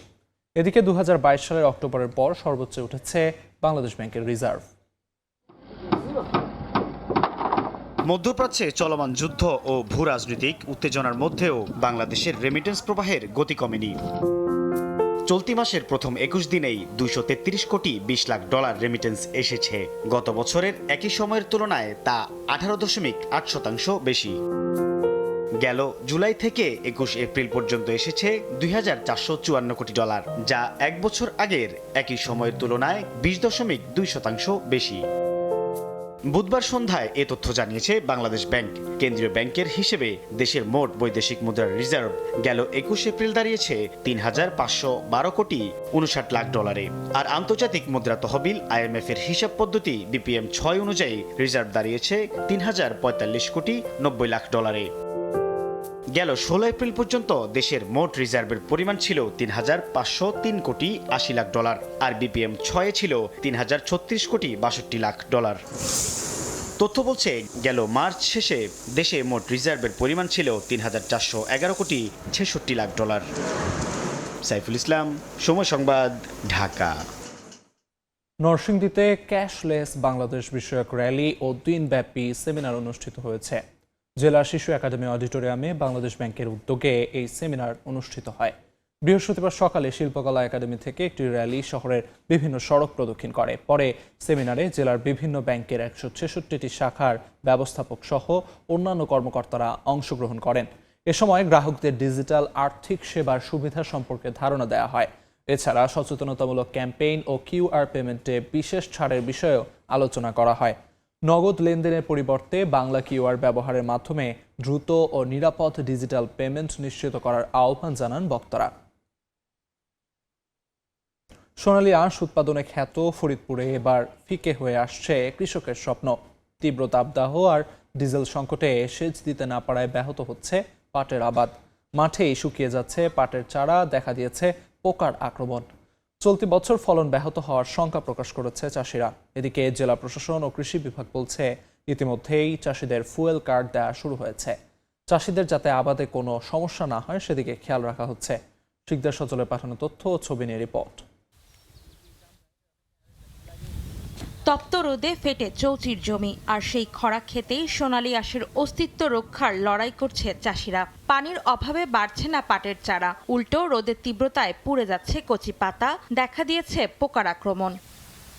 ডিজেল সংকটে চাষাবাদ নিয়ে বিপাকে পড়েছেন ফরিদপুরের চাষিরা। কৃষকদের দাবি বরাদ্দ দেয়া তেলের পরিমাণ প্রয়োজনের তুলনায় অপ্রতুল। ডিজেল সরবরাহ নিশ্চিত করা না গেলে চলতি বছরে পাটের ফলনে বিপর্যয়ের শঙ্কা তাদের। তেল যদি না পাই তাহলে কোনো কাজ করবো না। আসি সকাল 8টা 10টা আইসে পাম্পে এসে তেল পাই না। তেলের জন্য আমাকে ক্ষেত নষ্ট হয়ে যেতেছে, শীষ দিবার পারতেছি না। কৃষি কাট করছে, তাগের 5 লিটার তেল দেয়। সারা বছর বইরাই একটা ক্ষেত করি, সেই ক্ষেতটা যদি আমরা না করে পারি তো আমরা বাসুম কেমায়। তেলের মানে পাট আমাকে যে রইতো মনে করেন 10 মণ, হ্যাঁ মানে 5 মণ।